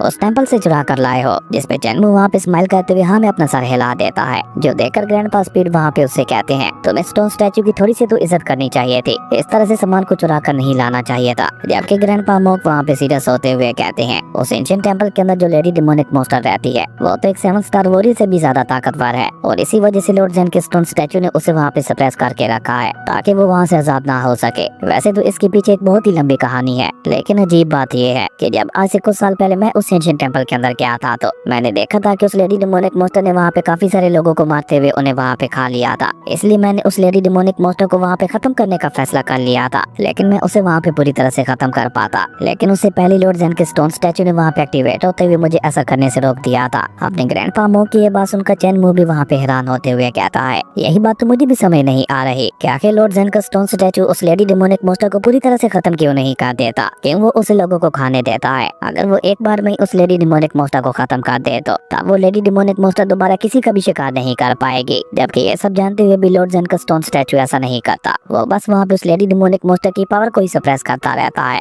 चैनमू की ये सारी बातें सुनकर उसके ग्रैंडपा मोक उसे वहाँ पे जवाब देते हुए कहते हैं कि ये सब की सिर्फ एक ही वजह है, असल में जो डीमन जितने ज्यादा इंसानों को खाता है वो उतने ही ज्यादा स्ट्रॉन्ग हो जाता है और जो कोई स्टोन स्टैचू जितने ज्यादा पावरफुल डीमन को खत्म करता है उसका रिवार्ड भी उतना ही ज्यादा बड़ा होता है। और यही तो उन सारे स्टोन स्टैचूज की पावर्स का राज है। और इसी बीच हम देखते हैं कि चैनमू के सभी ग्रैंडपा ने वहाँ पे उन टेस्ट को चेक करना शुरू कर दिया था और तभी अचानक से उसके ग्रैंडपा को वहाँ पे उनमें से एक शॉट पसंद आ जाती है, जिसे वो वहाँ पे चेक करते हुए कहते हैं, ये शॉट तो मुझे वाकई काफी ज्यादा कमाल की लग रही है। और ये कहकर ग्रैंडपा जैसे ही उस स्वॉर्ड की पावर को चेक करने के लिए उसके अंदर अपनी स्पिरिचुअल पावर को डालते हैं तो उस स्वॉर्ड के अंदर अचानक से वहाँ पे क्रैक्स आना शुरू हो जाते हैं, जिसे देखकर वो ग्रैंडपा नाव में अपना सर हिलाते हुए कहते हैं इस स्वॉर्ड की क्वालिटी तो बहुत ही ज्यादा खराब है। उस ग्रैंडपा की ये बात सुनकर हम देखते हैं कि ग्रैंड माशिया वहाँ पे उससे कहती हैं अच्छा ही है, अब ये सभी वेपन्स कबाड़ में बेचने के काम आएंगे, चलो अब छोड़ दो इन सभी को, मैं अभी शहर जाकर इन सभी को कबाड़ में बेच कर आती हूँ, इन्हें बेचने पर हमें काफी अच्छा पैसा मिल जाएगा। और अभी वो सभी लोग वहाँ पे इसी तरह से आपस में बातें कर ही रहे थे कि तभी अचानक ही चेनमू वहाँ पे उनके सर के ऊपर एक बहुत ही बड़ा बम फोड़ते हुए कहता है ग्रैंडपा मैं आपको एक बात तो बतानी भूल ही गया, असल में मैं ब्रेक थ्रू कर चुका हूँ। अब चेनमू की ये बात सुनकर हम देखते हैं कि उसके सभी ग्रैंडपास को वहाँ पे इतना बड़ा झटका लगता है कि वो सभी के सभी अपनी जगह पे ही फ्रीज हो जाते हैं और वो सभी के सभी ऐसे आंखें फाड़े वहाँ पे चेनमू को देखने लगे थे कि जैसे उन लोगों ने वहाँ पे कोई भूत देख लिया है। इवन ये झटका इतना ज्यादा बड़ा था कि हम देखते हैं कि उन सभी के हाथों में पकड़े हुए सभी ड्रेस भी नीचे जा गिरते हैं। स्पीडी ग्रैंडपा आगे बढ़कर चेनमू की बॉडी को बहुत ही गौर से चेक करते हुए कहते हैं क्या तुमने वाकई ब्रेक थ्रू कर लिया है या फिर ऐसे ही बस हमसे झूठ बोल रहे हो, क्योंकि उन्हें वहाँ पे यकीन ही नहीं हो रहा था कि चेनमू भला एक ही दिन में अपना ब्रेक थ्रू कैसे कर सकता है और वो भी अकेले। लेकिन जहाँ एक तरफ चेनमू के सभी ग्रैंडपास उसके लिए बहुत ही ज्यादा हैरान दिखाई दे रहे थे तो वहीं ग्रैंड माशिया उसके लिए बहुत ही ज्यादा खुश दिखाई दे रही थी। उन्हें वहाँ पे इस बात से कोई भी मतलब नहीं था कि चेनमू ने कैसे ब्रेक थ्रू किया था, उन्हें तो बस वहाँ पे इस बात की खुशी थी कि फाइनली चेनमू ने ब्रेक थ्रू कर लिया था। और इसी बीच हम देखते हैं कि ग्रैंडपा स्पीडी वहाँ पे चेनमू को ऊपर हवा में उछालते हुए उसकी बॉडी को बहुत ही गौर से चेक करने लगे थे और साथ ही साथ वहाँ पे उसके सभी ग्रैंडपा खुश होते हुए उसे ये भी पूछ रहे थे कि आखिर तुमने अपना ये ब्रेक थ्रू किया कैसे। और इसी बीच ग्रैंडपा हुआंगजी वहाँ पे चिल्लाते हुए गाँव के मुखिया को भी वहाँ पे बुलाने लगे थे। खैर उसके बाद वो सभी लोग चेनमू को लेकर गाँव के मुखिया के घर चले जाते हैं, जहाँ अल्केमिक ग्रैंडपा चेनमू की बॉडी को चेक करने की कोशिश कर रहे थे कि आखिर चेनमू ने ब्रेक थ्रू किया तो किया कैसे, जबकि उसके अंदर तो ऐसा कोई भी टैलेंट नहीं था। और जब इस सब के बारे में पता करने के लिए अल्केमिक ग्रैंडपा एक स्पिरिट नीडल को वहाँ पे चेनमू के सर के अंदर घुसाते हैं तो अचानक ही वहाँ पे चेनमू के डिवाइन मंत्र के साथ साथ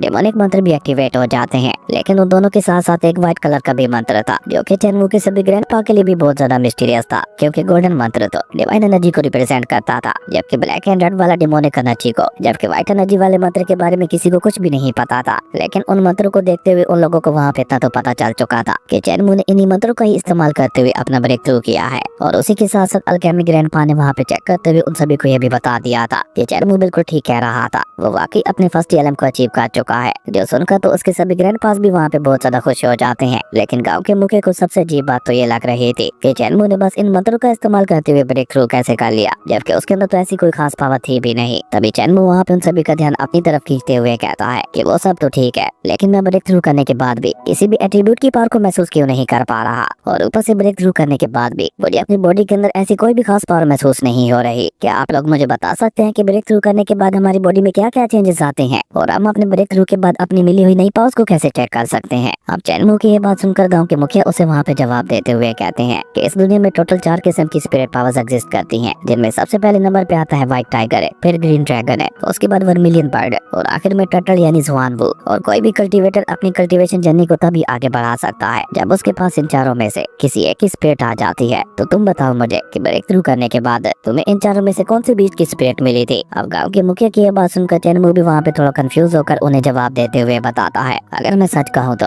मुझे किसी बीच की स्पिरिट मिली ही नहीं है, बल्कि मुझे तो एक छोटे से बच्चे की स्पिरिट मिली है जो कि मेरी ही तरह बिल्कुल एक इंसान दिखाई देता है। अब ये था वहाँ उन सभी के लिए एक और बहुत बड़ा झटका। और ग्रैंड माशिया तो वहाँ पे हैरान होते हुए कहती हैं कि आज तक की कल्टीवेशन की हिस्ट्री में तो ऐसा कुछ कभी भी नहीं देखा गया कि किसी को ब्रेक थ्रू करने के बाद एक ह्यूमन की स्पिरिट मिली हो। ग्रैंड माशिया की ये बात सुनकर ग्रैंडपा हुआंगजी वहाँ पे उसकी बात को बीच में ही काटते हुए कहते हैं कि कल्टीवेशन जर्नी को भी तो एक मार्शल आर्ट के मास्टर ने स्टार्ट किया था, जिसके चलते ये जरूरी तो नहीं है कि हर एक इंसान की कल्टीवेशन जर्नी भी सेम हो। अगर देखा जाए तो मैंने भी तो अपनी फायर नाइफ टेक्निक को खुद से ही क्रिएट किया था, जिसके चलते अब जरूरी तो नहीं है हर एक कल्टीवेटर मेरी तरह से ही अपनी कल्टीवेशन जर्नी को स्टार्ट करे। और सिर्फ मैंने ही नहीं बल्कि तुम सभी ने भी तो खुद से अपनी अपनी कल्टीवेशन टेक्निक्स को क्रिएट किया है। तो अगर हम लोग ये कर सकते हैं तो आखिर चेनमू क्यों नहीं कर सकता। मेरे ख्याल से तो चेनमू के पास है, चेनमू के पास एक ह्यूमन की स्पिरिट होना इतनी ज्यादा अजीब बात भी नहीं है। ग्रैंडपा हुआंगजी की ये बात सुनकर चेनमू भी वहाँ पे जोश भरे लहजे में कहता है, ग्रैंडपा बिल्कुल ठीक कह रहे हैं, मैं भी आप सभी की तरह बहुत ज्यादा हार्ड प्रैक्टिस करते हुए अपनी कल्टीवेशन जर्नी को स्टार्ट कर सकता हूँ। चेनमू की ये बात सुनकर हम देखते हैं कि ग्रैंडपा हुआंगजी भी वहाँ पे एक्साइटेड होते हुए उससे कहते हैं, पर अब क्योंकि तुम ब्रेक थ्रू कर चुके हो तो अब तुम्हारी ट्रेनिंग भी पहले की तरह नॉर्मल नहीं होने वाली, बल्कि अब से तुम्हें और भी ज्यादा हार्ड ट्रेनिंग करनी होगी। और ये कहकर ग्रैंडपा हुआंगजी उसे वहाँ पे बताने लगे थे कि अब वो आगे चेनमू को कितनी ज्यादा हार्ड ट्रेनिंग करवाने वाले हैं। असल में ग्रैंडपा हुआंगजी वहाँ पे चेनमू को खुद से भी ज्यादा ताकतवर बनाना चाहते थे और उसकी नाइफ स्किल्स को इतना ज्यादा शार्प बनाना चाहते थे कि कोई भी चैनमू के सामने एक पल के लिए भी टिक ना सके। और ये कहकर ग्रैंडपा हुआंगजी ने तो वहाँ पे एक्साइटेड होते हुए चैनमू को ऊपर हवा में ही उठा लिया था। जैसे एक बाप अपने बेटे की तरक्की को देखकर खुश होता है, वैसे ही उसके सभी ग्रैंडपास भी वहाँ पे चैनमू के लिए बहुत ज्यादा खुश दिखाई दे रहे थे। जबकि चैनमू ने तो वहाँ पे इतनी ज्यादा हार्ट ट्रेनिंग के बारे में सुनकर रोना ही शुरू कर दिया था। खैर उसके बाद सीन चेंज होता है, में अगली सुबह का सीन दिखाया जाता है, जहाँ चैनमू अपनी ट्रेनिंग के लिए सुबह सुबह ही निकल चुका था और वो वहाँ पे पानी के ऊपर बहुत ही तेजी के साथ दौड़ते हुए अपनी प्रैक्टिस कर रहा था। जहाँ जैसे जैसे पानी के ऊपर चैनमू अपनी स्पीड बढ़ा रहा था, वैसे वैसे ही हम देखते हैं कि उसके तीनों मंत्र की एनर्जी भी वहाँ पे बढ़ती जा रही थी, जिससे वहाँ पे 3 तरह के साउंड निकल रहे थे। सबसे पहले डिमोनिक स्पेल से बहुत ही ज्यादा खतरनाक डिमोनिक साउंड निकल रही थी, और उसी के साथ डिवाइन स्पेल से दिल को सुकून देने वाली साउंड निकल रही थी। लेकिन उस व्हाइट एनर्जी वाला साउंड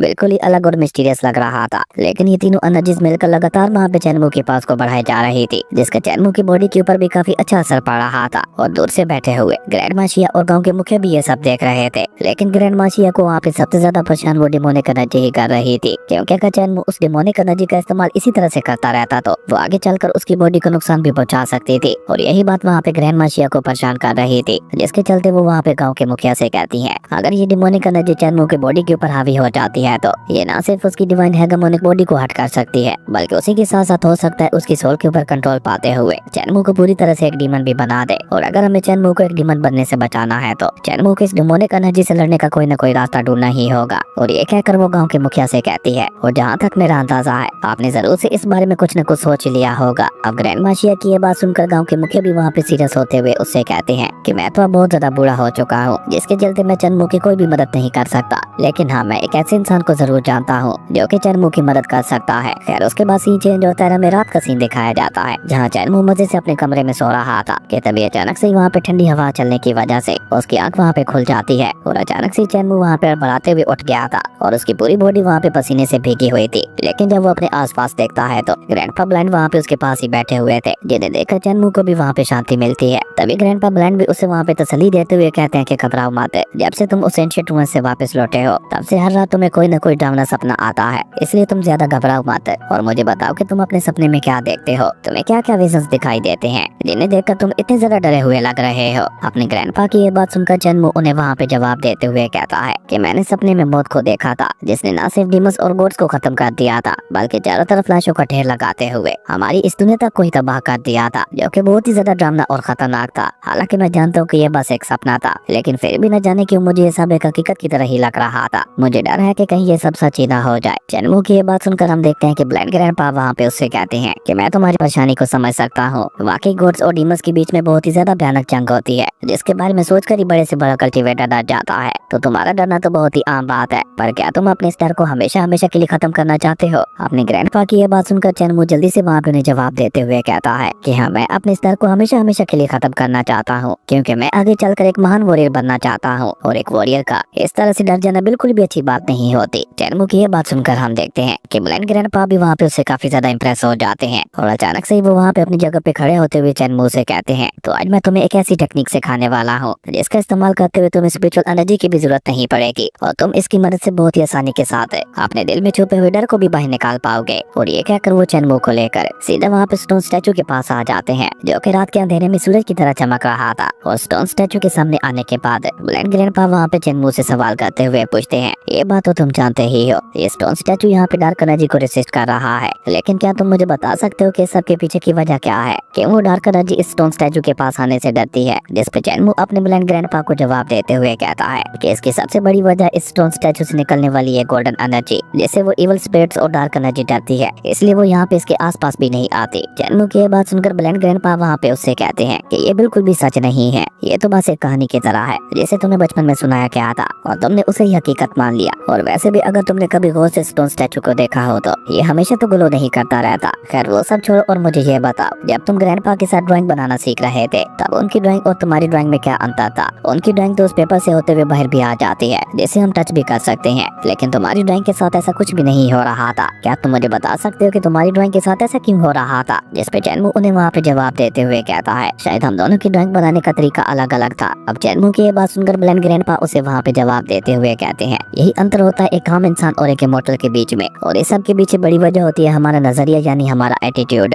कि हम उस चीज को किस तरह से देखते हैं। अब वैसे तो ये स्टोन स्टैचू देखने में एक नॉर्मल सी स्टोन स्टैचू दिखाई देता है, लेकिन अगर हम लोग स्टोन स्टैचू के पीछे की कहानी को जाने तो इस स्टोन स्टैचू के अंदर गॉड की छवि भी है और वही स्टोन स्टैचू को सबसे ज्यादा खास बनाती है, जिसके चलते कोई भी इवल पावर इसके आसपास आने से भी डरती है। लेकिन तुम्हें पता है कि कोई भी इंसान गॉड पैदा नहीं होता, बल्कि वो एक गॉड बनता है अपनी मेहनत और अपनी लगन के साथ। अब अगर तुम स्टोन स्टैचू को खोज से देखो तो तुम्हें पता चलेगा कि ये किसी चीज को उठा कर ले जा रहे हैं। इनकी पीठ के ऊपर है एक टर्टल गॉड, जिनका वजन इतना ज्यादा होता है कि इस दुनिया में उन्हें कोई उठाने के बारे में सोच भी नहीं सकता। लेकिन इस स्टोन स्टैचू में देखो, ये कितनी आसानी से उस टर्टल गॉड को उठाए हुए हैं। अब अपने ब्लाइंड ग्रैंडपा की ये बात सुनकर चैनमू भी वहाँ पे काफी कुछ समझ चुका था और वो वहाँ पे स्माइल करते हुए अपने ब्लाइंड ग्रैंडपा से कहता है कि कोई भी इंसान अपने पुख्ता इरादों और अपनी हार्ड ट्रेनिंग के बाद एक गॉड के जितना पावरफुल बन सकता है। चैनमू की ये बात सुनकर ब्लाइंड ग्रैंडपा भी वहाँ पे स्माइल करते हुए उससे कहते हैं, हाँ बिल्कुल, यही तो मैं तुम्हें समझाना चाह रहा था। और आज मैं तुम्हें जो यहाँ पे टेक्निक सिखाने जा रहा हूँ उसे 9 हेवंस आई टेक्निक कहा जाता है, जो कि रियल में एक डिवाइन लेवल की टेक्निक है। तो अब तुम इस टेक्निक को बहुत ही ध्यान से देखना, क्योंकि मैं तुम्हें यहाँ पे इसका नमूना दिखाने जा रहा हूँ। और ये कहकर ब्लाइंड ग्रैंडपा ने अचानक से ही वहाँ पे अपनी स्पिरिचुअल पावर को चैनमू के सोल सीरियम के अंदर डाल दिया था, जिसके चलते हम देखते हैं कि चैनमू को अचानक से वहाँ पे अजीब से विजन्स दिखाई देने लगे थे। उसे वहाँ पे बिल्कुल ऐसा महसूस हो रहा था कि वो ऊपर आसमान से बहुत ही तेजी के साथ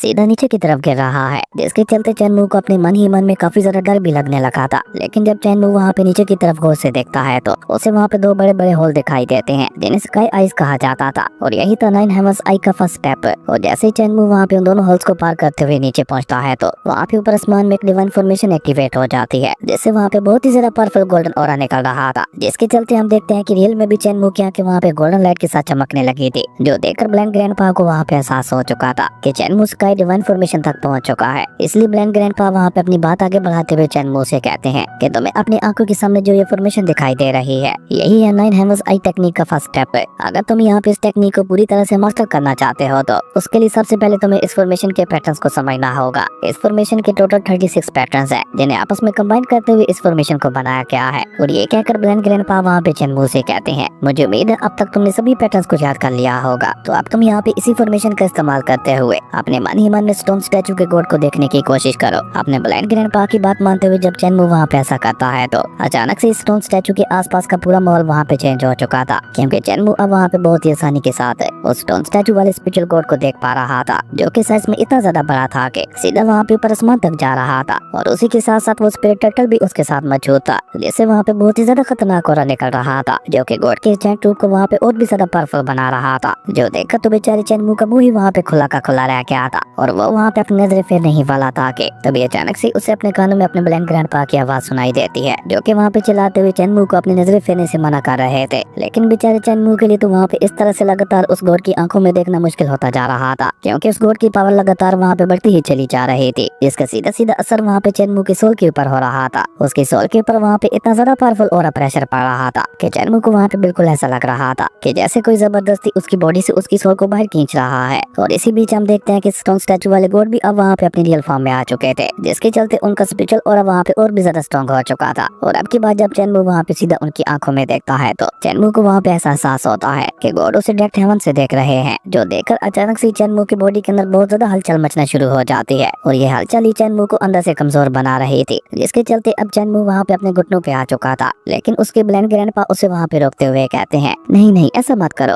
तुम इतनी आसानी से हार नहीं मान सकते, क्योंकि अगर तुम यहाँ पे इस गॉड के और प्रेशर के सामने झुक जाते हो तो इसका मतलब होगा कि तुम उस गॉड के सर्वेंट बनना चाहते हो, पर तुम्हारा जन्म एक नौकर बनने के लिए नहीं हुआ, तुम्हें तो अभी खुद बहुत ज्यादा महान बनना है। और अगर तुम एक महान कल्टीवेटर बनना चाहते हो तो तुम्हें डायरेक्ट इस गॉड की आंखों में देखते रहना होगा। अपने ग्रैंडपा की ये बात सुनकर आपकी बात जैसे चैनमू वहाँ पे इस गॉड की आंखों में देखता है तो अब उस गॉड का गॉड चक्र भी वहाँ पे एक्टिवेट हो चुका था। और उसी के साथ साथ ऊपर आसमान में उसका टर्टल और उसके दोनों स्नेक्स वहाँ पे मूव भी कर रहे थे, जो देखने से वहाँ पे बिल्कुल ऐसा लग रहा था कि जैसे वो वहाँ पे अपने शिकार की तलाश कर रहे हो। और ये नजारा देखकर चैनमू वहाँ पे घबराते हुए कहता है, ये तो महान गॉड जियान वू है, लेकिन ये दोबारा से कैसे जिंदा हो गए? मैं ये साफ साफ देख पा रहा हूँ कि कैसे उनकी बॉडी मूव कर पा रही है। और ये कहते ही हम देखते हैं कि अचानक से चैनमू की बॉडी वहाँ पे एक बार फिर से खुद ब खुद ही लॉर्ड जियान वू के सामने झुकने लगती है। लेकिन हम देखते हैं कि उसके ब्लाइंड ग्रैंडपा ने उसे वहाँ पे एक बार फिर से झुकने से रोक दिया था। और इसी के साथ ब्लाइंड ग्रैंडपा वहाँ पे चैनमू को मोटिवेट करते हुए कहते हैं कि तुम्हें अपने सामने जो ये गॉड दिखाई दे रहे हैं, कभी ये भी तुम्हारी तरह एक नॉर्मल ह्यूमन हुआ करते थे, जिन्होंने टर्टल यानी जुआन वू के स्पिरिट के साथ प्रैक्टिस करते हुए खुद को इस मुकाम तक पहुंचाया था, जिन्हें आज तुम लॉर्ड जियान वू के नाम से भी जानते हो। अब अपने ग्रैंडपा की ये बात सुनकर चैनमू भी वहाँ पे हैरान होते हुए कहता है, क्या वाकई ही ये भी एक आम इंसान हुआ करते थे? जिस पे ब्लाइंड ग्रैंडपा उसे वहाँ पे जवाब देते हुए कहते हैं कि हाँ बिल्कुल,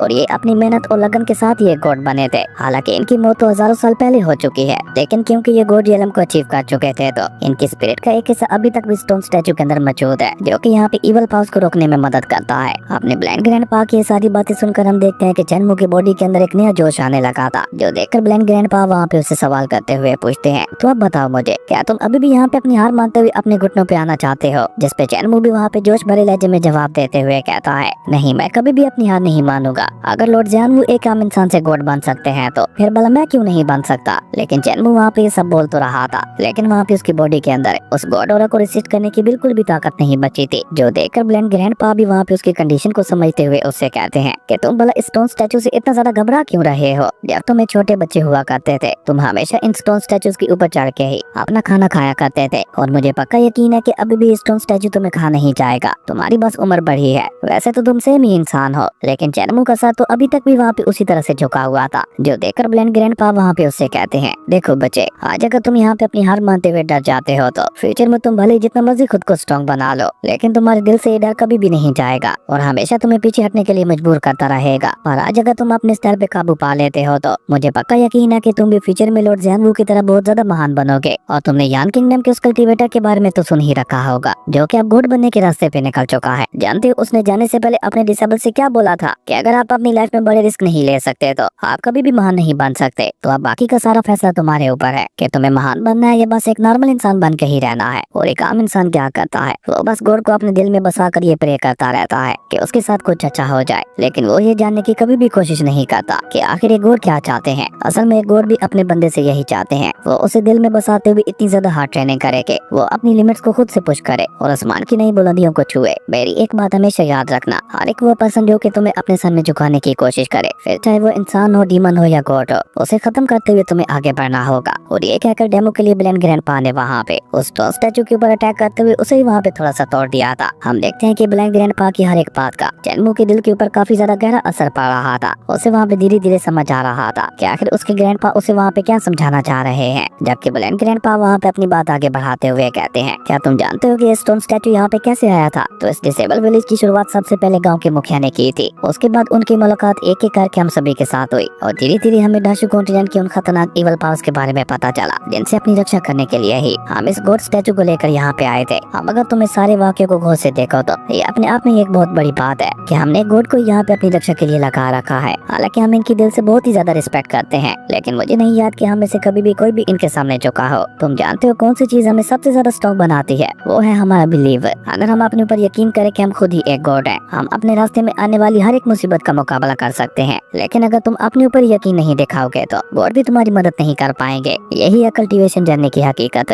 और ये कहकर ब्लाइंड ग्रैंडपा तो वहाँ पे स्टोन स्टैचू के ऊपर ही चढ़ के खड़े हो जाते हैं और चेनमू के साथ मिलकर वहाँ पे उसका डर खत्म करने के लिए वहाँ पे मिलकर उस स्टोन स्टैचू के ऊपर बाथरूम भी करने लगे थे, क्योंकि ब्लाइंड ग्रैंडपा के मुताबिक चेनमू बचपन में ऐसा ही किया करता था, जिसके चलते हम देखते हैं कि अब चेनमू का डर वहाँ पे काफी हद तक कम हो चुका था। और आज उसके ब्लाइंड ग्रैंडपा ने उसे जिंदगी का एक बहुत बड़ा सबक सिखा दिया था कि कोई भी गॉड तब तक तुम्हारी मदद नहीं करेगा जब तक तुम खुद अपनी मदद नहीं करते। उसके बाद हमें अगली सुबह का सीन दिखाया जाता है, जहाँ चेनमू हमेशा की तरह भागते हुए जंगल में पहुंच चुका था और चट्टानों पे कूदते हुए बहुत ही तेजी के साथ वहाँ पे भाग रहा था। लेकिन अचानक से ही उसका पाँव वहाँ पे फिसल जाता है, जिसके इम्पैक्ट की वजह से वो सीधा वहाँ पे नीचे जा गिरा था, और वो भी उस जॉइंट टेप के सामने, जो कि चेनमू को वहाँ पे देखकर गुस्सा होते हुए उससे कहता है, तुम फिर से यहाँ पे आ गए। मैंने तुम्हें कितनी बार मना किया है कि तुम यहाँ पे मत आया करो, क्योंकि तुम जब जब यहाँ पे आते हो हर बार अपने साथ एक बहुत ही बड़ी मुसीबत लेकर आते हो। अब उस जॉइंट टेप की ये बात सुनकर चेनमू उल्टा वहाँ पे उसके ही मजे लेते हुए कहता है, तो क्या तुम मुझे बता सकते हो क्या कि तुम यहाँ पे क्या कर रहे हो? अब चेनमू की ये बात सुनकर हम देखते हैं कि उस जॉइंट टेप को वहाँ पे गुस्सा आ गया था, इसलिए जैसे वो वहाँ पे अपने जॉइंट हैंड का इस्तेमाल करते हुए चेनमू को वहाँ पे पकड़ने की कोशिश करता है, तो चेनमू वहाँ पे उसकी चुंगल से बचते हुए भाग निकला था और वहाँ से भागते हुए उसे वहाँ पे चिढ़ाकर उसका मजाक भी उड़ाने लगा था। लेकिन अभी चेनमू वहाँ पे जॉइंट टेप को इसी तरह से चिढ़ा ही रहा था कि तभी अचानक से जॉइंट टेप उसे वहाँ पे एक जोर का पंच दे मारता है, जिसके इम्पैक्ट की वजह से हम देखते हैं कि चेनमू सीधा पीछे जाकर एक चट्टान के साथ जा टकराया था। लेकिन चट्टान के साथ टकराने से पहले ही चेनमू ने वहाँ पे अपने कमाल के फ्लेक्सेस का इस्तेमाल करते हुए बहुत ही कूल तरीके के साथ खुद को वहाँ पे बचा लिया था। लेकिन इसी के साथ साथ हम देखते हैं कि चेनमू को वहाँ पे थोड़ा गुस्सा भी आ गया था और वो जॉइंट टेप के ऊपर अपना गुस्सा निकालने के लिए वहाँ पे अपनी थंडर पाम टेक्निक का इस्तेमाल करने की कोशिश करने लगा था। लेकिन बेचारा चेनमू वहाँ पे अपनी उस टेक्निक को एक्टिवेट भी कर पाता। उससे पहले हम देखते हैं कि जॉइंट टेप ने दोबारा वहाँ पे उसके ऊपर हमला कर दिया था, जो देखकर चेनमू अचानक से अपने अटैक को चेंज करते हुए 9 dragons wind and thunder technique का इस्तेमाल करता है, जिसका इस्तेमाल करते हुए चेनमू ने सीधा वहाँ पे उस जॉइंट टेप के ऊपर हमला कर दिया था, जो कि जैसे जाकर वहाँ पे उस जॉइंट टेप को लगता है है तो बेचारा वो जाइंट एप भी वहाँ पे पूरी तरह से हिल गया था और लड़खड़ाते हुए सीधा वहाँ पे पीछे जा गिरा था। इवन हम देखते हैं कि वहाँ पे उसके मुंह से खून भी निकलने लगा था, जो देखकर तो खुद उस जाइंट एप को भी वहाँ पे अपनी आंखों पे यकीन नहीं हो रहा था कि ये छोटा सा बच्चा इतने कम समय में ही इतना ज्यादा ताकतवर बन चुका है। और यही सोचकर जाइंट एप वहाँ पे गुस्से के साथ गुर्राते हुए जैसे ही वहाँ पे दोबारा उठकर चेनमू के ऊपर हमला करने की कोशिश करता है तो तब तक हम देखते हैं कि चेनमू वहाँ पे दोबारा हमला करने के लिए उसके क्लोज आ चुका था और वो अपने डैगर को सीधा वहाँ पे उसकी आंख के सामने रोकते हुए कहता है, याद रखना मैं जब चाहूँ तुम्हें यहाँ पे खत्म कर सकता हूँ, इसलिए अगली बार मुझसे पंगा लेने से पहले 1000 बार सोच लेना। जो देखकर तो बेचारे जाइंट एप की आंखें वहाँ पे बाहर आने को हो चुकी थी। जो देखकर चेनमू वहाँ पे स्माइल करते हुए उस जाइंट एप से कहता है, मैं इतना ज्यादा बुज़दिल भी नहीं हूँ कि अपने इस वेपन का इस्तेमाल करते हुए तुम्हारे जैसे एक निहत्थे के ऊपर हमला करूँ, तो क्यों ना हम दोनों यहाँ पे अपनी अपनी फिस्ट टेक्निक का इस्तेमाल करते हुए एक दूसरे के साथ फाइट करें। जिसके लिए वो जाइंट एप भी वहाँ पे मान के आता और चेनमू के कुछ समझने से पहले उसने वहाँ पे चेनमू के ऊपर हमला करना शुरू कर दिया था, जिससे चेनमू भी अपनी स्पीड का इस्तेमाल करते हुए किसी तरह से बचने की कोशिश करने लगा था। पर अचानक से जाइंट एप वहाँ पे अपने दोनों हाथों का इस्तेमाल करते हुए चेनमू के ऊपर एक बहुत ही ज्यादा खतरनाक हमला कर देता है, जो कि जैसे ही वहाँ पे चेनमू को लगता है तो चेनमू सीधा वहाँ पे नीचे जमीन के अंदर ही धंस गया था। जो देखकर तो जाइंट एप ने वहाँ पे खुश होते हुए जोर जोर से हंसना भी शुरू कर दिया था। लेकिन अभी जाइंट एप वहाँ पे खुश हो ही रहा था कि तभी हम देखते हैं कि चेनमू अचानक से वहाँ पे उसकी टांग के ऊपर ही हमला कर देता है, जिससे जाइंट एप भी वहाँ पे मसलते हुए एक बच्चे की तरह इधर उधर उछलने लगा था। लेकिन इस मौके का फायदा उठाकर चेनमू ने आगे बढ़ते हुए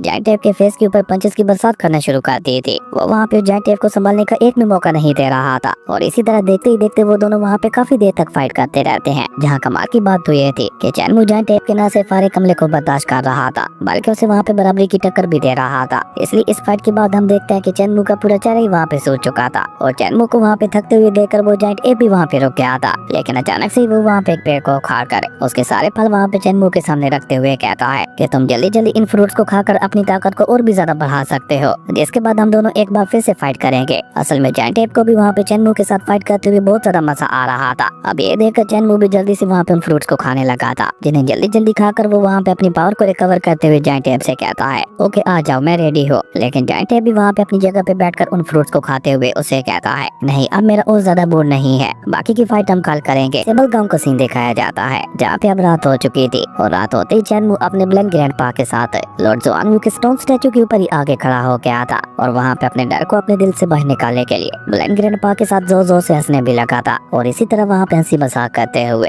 वाकई अब काफी हद तक चेनमू के दिल से डर निकल चुका था। और दूर से ये सारा नजारा गाँव के मुखिया और अल्केमी ग्रैंडपा भी देख रहे थे और अल्केमी ग्रैंडपा भी वहाँ पे चेनमू के दिल से डर को निकलते हुए देखकर वहाँ पे खुश होते हुए गाँव के मुखिया से कहते हैं, यकीन नहीं हो रहा कि ब्लाइंड ने इतनी आसानी के साथ चेनमू के दिल से उसके डर को बाहर निकाल दिया। हालांकि चेनमू जिन 3 पावर्स को अपनी बॉडी के अंदर समा चुका है उसके बाद तो किसी को भी डाउन सपने आना एक आम बात थी, पर चेनमू जो कि अभी तक इतना ज्यादा यंग है उसने न सिर्फ उन तीनों पावर्स के ऊपर पूरी तरह से कंट्रोल पा लिया है बल्कि उसी के साथ साथ अब अपने दिल में मौजूद डर को भी बाहर निकाल दिया है। और ये सब हो पाया है सिर्फ और सिर्फ ब्लाइंड की वजह से। वाकई उसने अपने दिमाग का इस्तेमाल बहुत ही अच्छी तरह से किया है, वरना बेचारा चेनमू कभी भी अपने उस डर को अपने दिल से बाहर नहीं निकाल पाता, क्योंकि वो तीनों ही पावर्स एक दूसरे की दुश्मन है। यानी डिमोनिक पावर डिवाइन पावर की दुश्मन है तो लॉर्ड ज़ेन की पावर भी एक तरह से उन दोनों की दुश्मन है। और जब चेनमू की बॉडी के अंदर उन तीनों ही पावर्स का आपस में टकराव होता है तो चेनमू की बॉडी उसे झेल नहीं पाती, जिसके चलते चेनमू को हर रात इतने ज्यादा डरावने सपने आया करते थे। पर आज के बाद मुझे लगता है कि ये सब कुछ भी चेंज हो जाने वाला है। अल्केमी ग्रैंडपा की ये बात सुनकर गांव के मुखिया वहाँ पे उससे कहते हैं कि तुम बिल्कुल ठीक कह रहे हो और ये सारा कमाल हो पाया है ब्लाइंड की वजह से। ये ब्लाइंड तो वाकई बहुत ही ज्यादा कमाल का इंसान निकला। इसने चेनमू के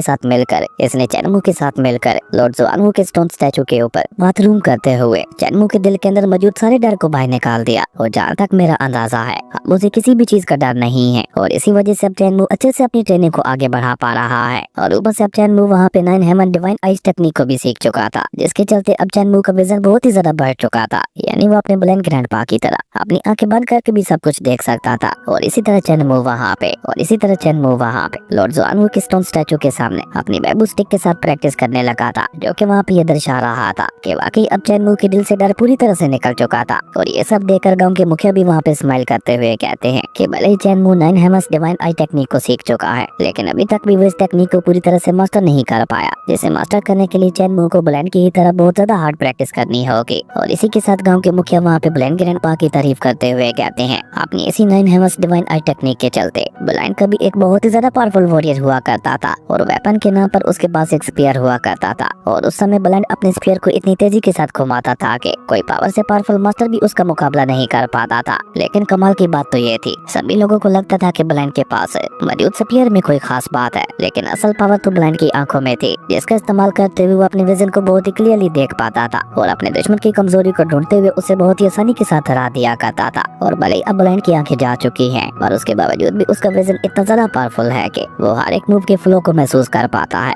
जिसके चलते अगर ये भी कहा जाए कि वो आंखें ना होने के बावजूद भी हमसे ज्यादा देख पाता है, तो ये कहना भी गलत नहीं होगा। हालांकि जिस समय ब्लाइंड ने अपनी आंखें गंवाई थी, उस समय ब्लाइंड पूरी तरह से टूट चुका था, उसके अंदर जीने की इच्छा ही नहीं बची थी, वो बस कहने भर को ही जिंदा था। लेकिन फिर अचानक एक दिन उसकी जिंदगी में आया चेनमू, जिसने ब्लाइंड ग्रैंडपा की जिंदगी के अंदर एक नई खुशी भर दी। उस दिन के बाद से ही ब्लाइंड ग्रैंडपा ने खुद को पूरी तरह से चेंज करना शुरू कर दिया था। उनके जीने का अब सिर्फ और सिर्फ एक ही मकसद था, और वो था चेनमू, जिसे वो खुद से भी ज्यादा प्यार करते थे, क्योंकि चेनमू ही वो बच्चा था जिसने ब्लाइंड ग्रैंडपा के दिल के अंदर छुपी हुई अच्छाई को बाहर निकाला था। और इसी के चलते ब्लाइंड ग्रैंडपा भी चेनमू को अपने बच्चे की तरह प्यार करते थे। वो बचपन से ही चेनमू को बैम्बू स्टिक की ट्रेनिंग देते हुए आ रहे थे, और आज फाइनली उन्होंने चेनमू को एक स्टेप आगे बढ़ाते हुए उसे अपनी 9 हेमस डिवाइन आइज टेक्निक के बारे में भी सिखा दिया था, जिसके चलते अब चेनमू के पास भी डिवाइन आई साइट आ चुकी थी। भले ही वो ब्लाइंड ग्रैंडपा की जितनी ताकतवर तो नहीं थी, पर चेनमू अपनी हर ट्रेनिंग के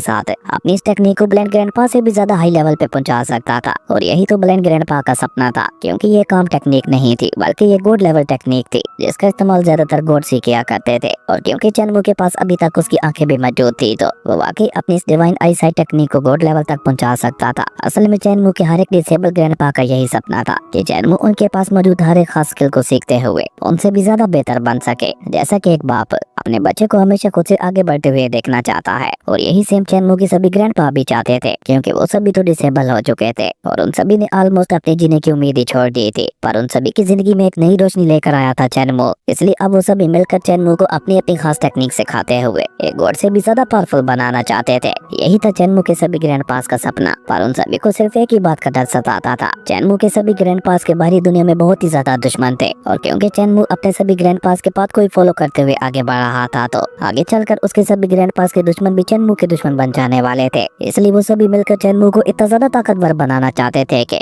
उनका कोई भी दुश्मन चेनमू का कुछ भी ना बिगाड़ सके। जबकि हम देखते हैं कि चेनमू इन सारी बातों से अनजान अपने पूरे फोकस के साथ अपनी ट्रेनिंग को कर रहा था, जहाँ इसी तरह से ट्रेनिंग करते करते उसे वहाँ पे सुबह हो चुकी थी। और इस तरह से चेनमू को लगातार वहाँ पे पूरी रात प्रैक्टिस करते हुए देखकर गांव के मुखिया अपने मन ही मन में खुश होते हुए कहते हैं कि अगर चेनमू आगे चलकर एक गॉड बन जाता है, तो उसके पीछे ब्लाइंड का बहुत बड़ा हाथ होगा। खैर उसके बाद सीन चेंज होता है और हमें एक रिवर का सीन दिखाया जाता है, जहाँ पे चेनमू बैठा हुआ अपनी प्रैक्टिस कर रहा था। और अपनी इस प्रैक्टिस के दौरान ही चेनमू अपनी डिवाइन आई साइट को भी एक्टिवेट करने की कोशिश कर रहा था। और जैसे जैसे चेनमू वहाँ पे अपनी डिवाइन आई साइट को एक्टिवेट कर रहा था, वैसे वैसे ही हम देखते हैं कि अचानक से चेनमू की आंखों का कलर वहाँ पे चेंज होने लगा था, और उसी के साथ साथ उसकी आंखों में वही पैटर्न्स बनने लगे थे जो कि उसने अपने सोल सीरियलम के अंदर देखे थे। असल में आप इन पैटर्न्स को एक तरह का एरे भी कह सकते हैं, जो कि आपकी डिवाइन आई साइट को बढ़ाने में आपकी मदद करते हैं। और जितना ज्यादा पावरफुल किसी का डिवाइन एरे होता है, उतनी ही ज्यादा उसकी डिवाइन आई साइट पावरफुल होती है। जबकि जैसे जैसे वो पैटर्न्स चेनमू की आंखों में बन रहे थे, चेनमू की आंखें वहाँ पे गोल्डन एनर्जी के साथ ग्लो करने लगी थी, जो देखकर चेनमू भी वहाँ पे खुश होकर मुस्कुराते हुए कहता है, तो फाइनली मैं 9 हेमस डिवाइन आइज टेक्निक के फर्स्ट लेवल को सीख चुका हूँ। और इस समय हम देखते हैं कि चेनमू के सोल सीरियलम के अंदर वो फॉर्मेशन भी बन चुकी थी, जिसे चेनमू वहाँ पे जितने ज्यादा अच्छे तरीके से समझ रहा था, उसकी आइज वहाँ पे उतनी ज्यादा तेजी से ग्लो कर रही थी, जो देखकर चेनमू भी स्माइल करते हुए अपनी जगह पे खड़ा हो गया था और पानी के अंदर अपनी अक्स को देखकर मुस्कुराने लगा था, जहाँ वो मुस्कुराते हुए खुद से ही कहता है, तो अब बारी है इस कमाल की टेक्निक को टेस्ट करने की। और अपनी इसी टेक्निक को टेस्ट करने के लिए चेनमू ने अचानक से ही वहाँ पे बहुत ही तेजी के साथ पानी के ऊपर ही दौड़ना शुरू कर दिया था। जहाँ वो पानी के ऊपर दौड़ते हुए किसी भी चीज को देख रहा था, तो वो अपनी डिवाइन आई साइट के चलते वो उसके अंदर बहने वाली एनर्जी को भी देख पा रहा था। और इसी तरह अचानक से ही एक मोस्टर पानी से बाहर निकल कर आता है, जिसे जब चेनमू अपनी डिवाइन आई साइट टेक्निक का इस्तेमाल करते हुए देखता है, तो वो उस मोस्टर की बॉडी के अंदर फ्लो कर रही एनर्जी को भी अच्छी तरह से देख पा रहा था, जो देखकर तो चेनमू की खुशी का वहाँ पे कोई ठिकाना ही नहीं था। हालांकि ये तो डिवाइन आई साइट का बस पहला लेवल था, और उसी से चेनमू वहाँ पे सब कुछ देख पा रहा था। तो चेनमू वहाँ पे खुद से ही कहता है कि जब मैं इस टेक्निक के नेक्स्ट लेवल को अचीव कर लूंगा, तो तब तो मेरे सामने कोई टिक ही नहीं पाएगा, क्योंकि फाइट करने से पहले ही मैं उसकी कमजोरी ढूंढ चुका हूँगा। और यही सब सोचकर चेनमू वहाँ पे खुश होते हुए अपने मन ही मन में एक बार फिर से अपने ब्लाइंड ग्रैंडपा का शुक्रिया अदा करने लगा था, क्योंकि ये टेक्निक आगे चलकर उसके बहुत ही ज्यादा काम आने वाली थी। असल में चेनमू ने अभी तक बस इसके फर्स्ट लेवल को ही सीखा था, पर उसके बावजूद भी चेनमू न सिर्फ वहाँ पे हर मोस्टर की बॉडी के अंदर बहने वाली एनर्जी को देख पा रहा था, बल्कि उसी के साथ साथ वो उस मोस्टर की कमजोरी को भी देख पा रहा था, जो कि चेनमू के लिए और भी ज्यादा कमाल की बात थी। और इसी तरह चेनमू वहाँ पे बहुत ही तेजी के साथ उस रिवर को पार करते हुए माउंटेन्स के बीचों बीच आ गया था, जहाँ पे आते साथ ही चेनमू बहुत ही एक्साइटेड होकर जायंट एप को आवाज देते हुए कहता है, कहाँ हो मेरे दोस्त, आज मैं यहाँ पे कोई नई टेक्निक को सीख कर आया हूँ। अब मैं देखता हूँ कि तुम यहाँ पे मेरा मुकाबला कैसे कर पाते हो। आज मैं तुम्हें यहाँ पे अपनी ताकत का एक नया नमूना दिखाऊंगा। चेनमू की आवाज सुनकर हम देखते हैं कि वो जायंट एप भी वहाँ पे जोर जोर से रोर करते हुए चेनमू के सामने आ चुका था। असल में ये चेनमू का रोज का हो चुका था। वो जब भी अपनी किसी ग्रैंड पास से नई टेक्निक को सीखता था तो वो उसे आजमाने के लिए जायंट एप के पास आ जाया करता था, जबकि हम देखते हैं कि जायंट एप भी वहाँ पे चेनमू के साथ फाइट करने के लिए बहुत ही ज्यादा एक्साइटेड दिखाई दे रहा था। वो सीधा वहाँ पे चेनमू के सामने आते हुए उससे कहता है, तो तुम दोबारा यहाँ पे आ गए, पर कोई बात नहीं, आज तो मैं तुम्हें यहाँ पे मार मार के तुम्हारी नानी ही याद दिला दूंगा। और ये कहकर जायंट एप ने अचानक ही आगे बढ़कर अपने बड़े बड़े हाथों का इस्तेमाल करते हुए चेनमू के ऊपर हमला कर दिया था, जो देखकर चेनमू भी वहाँ पे बहुत ही तेजी के साथ मूव करते हुए जायंट एप के हमलों को डॉज करने लगा था, जिसके साथ ही हम देखते हैं कि वहाँ पे उन दोनों के बीच में एक बहुत ही खतरनाक लेवल की फाइट छिड़ चुकी थी। हालांकि अभी तक चेनमू तो वहाँ पे सिर्फ डॉज ही कर रहा था, जबकि जायंट एप तो वहाँ पे बहुत ही अग्रेसिवली चेनमू के ऊपर हमले किए जा रहा था। और ऊपर से चेनमू जिस स्टोन के ऊपर खड़ा हुआ था, जायंट एप ने वहाँ पे स्टोन को उठाकर वहाँ से दूर फेंक दिया था, जिसके चलते तो चेनमू भी वहाँ पे एक पल के लिए हड़बड़ा गया था। जबकि इस मौके का फायदा उठाकर हम देखते हैं कि जायंट एप वहाँ पे अपनी एक बहुत ही ज्यादा पावरफुल और खतरनाक पंप टेक्निक को क्रिएट करने लगा था, जो देखकर चेनमू भी वहाँ पे समझ चुका था कि ये जायंट एप तो आज जल्दी जल्दी मुझे निपटाना चाहता है, क्योंकि अगर इसकी ये पंप टेक्निक मुझे हिट कर जाती है तो मुझे नहीं लगता मैं दोबारा यहाँ पे उठ भी पाऊंगा। जबकि हम देखते हैं कि जैसे जैसे जायंट एप वहाँ पे अपनी उस टेक्निक को परफॉर्म कर रहा था, वैसे वैसे आसपास की सारी चीजें खुद ब खुद ही उड़ते हुए जायंट एप के पास ही जाने लगी थी, जिनमें बेचारा खुद चेनमू भी शामिल था। वो चाहकर भी खुद को वहाँ पे जायंट एप के पास जाने से नहीं रोक पा रहा था, लेकिन ये तो बस उस टेक्निक का सिर्फ एक हिस्सा था, क्योंकि हम देखते हैं कि जैसे चेनमू वहाँ पे काफी हद तक जायंट एप के पास आ जाता है तो इसी मौके का फायदा उठाकर जायंट एप ने वहाँ पे अपनी स्पिरिचुअल ड्रैगन टेक्निक का इस्तेमाल करते हुए चेनमू के ऊपर एक बहुत ही ज्यादा खतरनाक हमला कर दिया था, जो कि सीधा वहाँ पे चेनमू को हिट करते हुए पीछे मौजूद बड़ी सी चट्टान में जाकर घुसा देते हैं। पर अब चेनमू के रिफ्लेक्सेस भी काफी ज्यादा तेज हो चुके थे,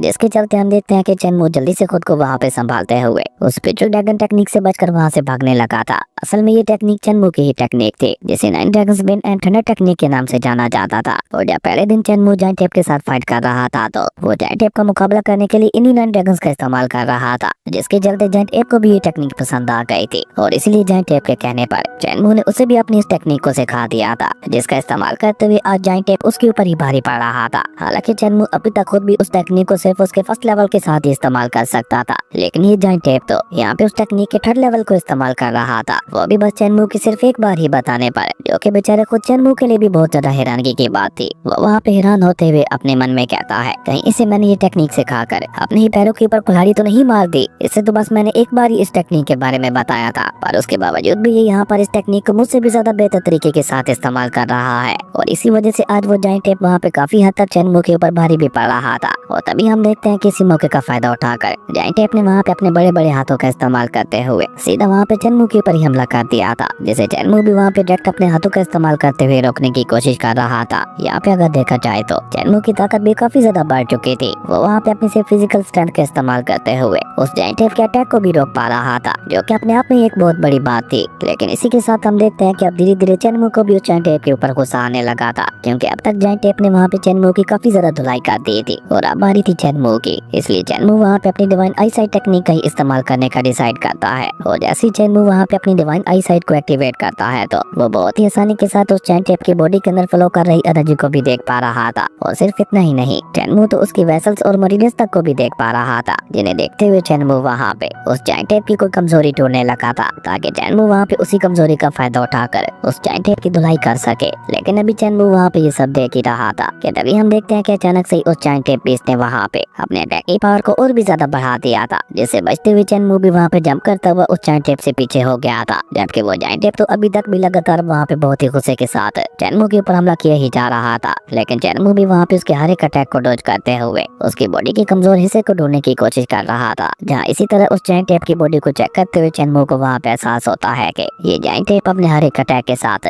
न सिर्फ अपनी बॉडी के इंटरनल पावर का इस्तेमाल कर रहा है, बल्कि एक्सटर्नल फोर्स का भी इस्तेमाल कर रहा है, जिसके चलते इसका हर एक अटैक बहुत ही ज्यादा खतरनाक और घातक बन जाता है। और इसी तरह उस जायंट एप की बॉडी को चेक करते हुए चेनमू को वहाँ पे उस जायंट एप की काफी ज्यादा कमजोरियां मिल चुकी थी, जिन्हें जिन्हें देखते हुए चैनमू के फेस के ऊपर भी एक स्माइल आ चुकी थी, क्योंकि चैनमू वहाँ पे समझ चुका था कि अगर उसे यहाँ पे जायंट एप को हराना है तो उसे बस इसके इंटरनल पॉइंट्स के ऊपर हमला करना होगा, जिसके चलते ये जायंट एप यहाँ पे अपनी इंटरनल एनर्जी का इस्तेमाल नहीं कर पाएगा। और यही सोचकर चैनमू जल्दी से वहाँ पे अपनी थंडर फिस्ट टेक्निक को एक्टिवेट कर लेता है और थंडर फिस्ट टेक्निक के सेकंड लेवल को एक्टिवेट करते हुए वहाँ पे जायंट एप के हाथ के ऊपर एक बहुत ज्यादा पावरफुल हमला कर दिया था, वो भी सीधा उसके मेन पॉइंट पर, ताकि वो जायंट एप वहाँ पे अपने हाथों से अपनी इंटरनल एनर्जी को जनरेट ही ना कर सके। और जैसे चैनमू को ये अटैक जाकर जायंट एप को लगता है तो बेचारे जायंट एप को भी अपने हाथ में बहुत ही ज्यादा पेन होने लगा था। और इसी बीच मौके का फायदा उठाकर चैनमू ने वहाँ पे जायंट एप की अगली कमजोरी को भी ढूंढ लिया था, जिसके चलते चैनमू वहाँ पे अपने एक फिंगर टेक्निक का इस्तेमाल करते हुए वहाँ पे बहुत ही आसानी के साथ जायंट एप को वहाँ पे उसके हाथ से पकड़ते हुए उसे वहाँ पे उठाकर नीचे पटक देता है। और चैनमू का ये मूव देखने में वाकई काफी ज्यादा कूल लग रहा था, जबकि बेचारा जायंट एप भी वहाँ पे ये सब देखकर बहुत ज्यादा हैरान दिखाई दे रहा था। उसे वहाँ पे कुछ समझ ही नहीं आ रहा था कि आखिर यहाँ पे ये सब हो क्या रहा है और अचानक से चैनमू उसके ऊपर इतना ज्यादा भारी कैसे पड़ने लगा। पर इसी के साथ साथ अब जायंट एप को वहाँ पे बहुत ज्यादा गुस्सा भी आ चुका था, इसलिए वो वहाँ पे गुस्से से चिल्लाते हुए चैनमू से कहता है, बच्चे अब तो तुम मेरे हाथों से नहीं बचने वाले।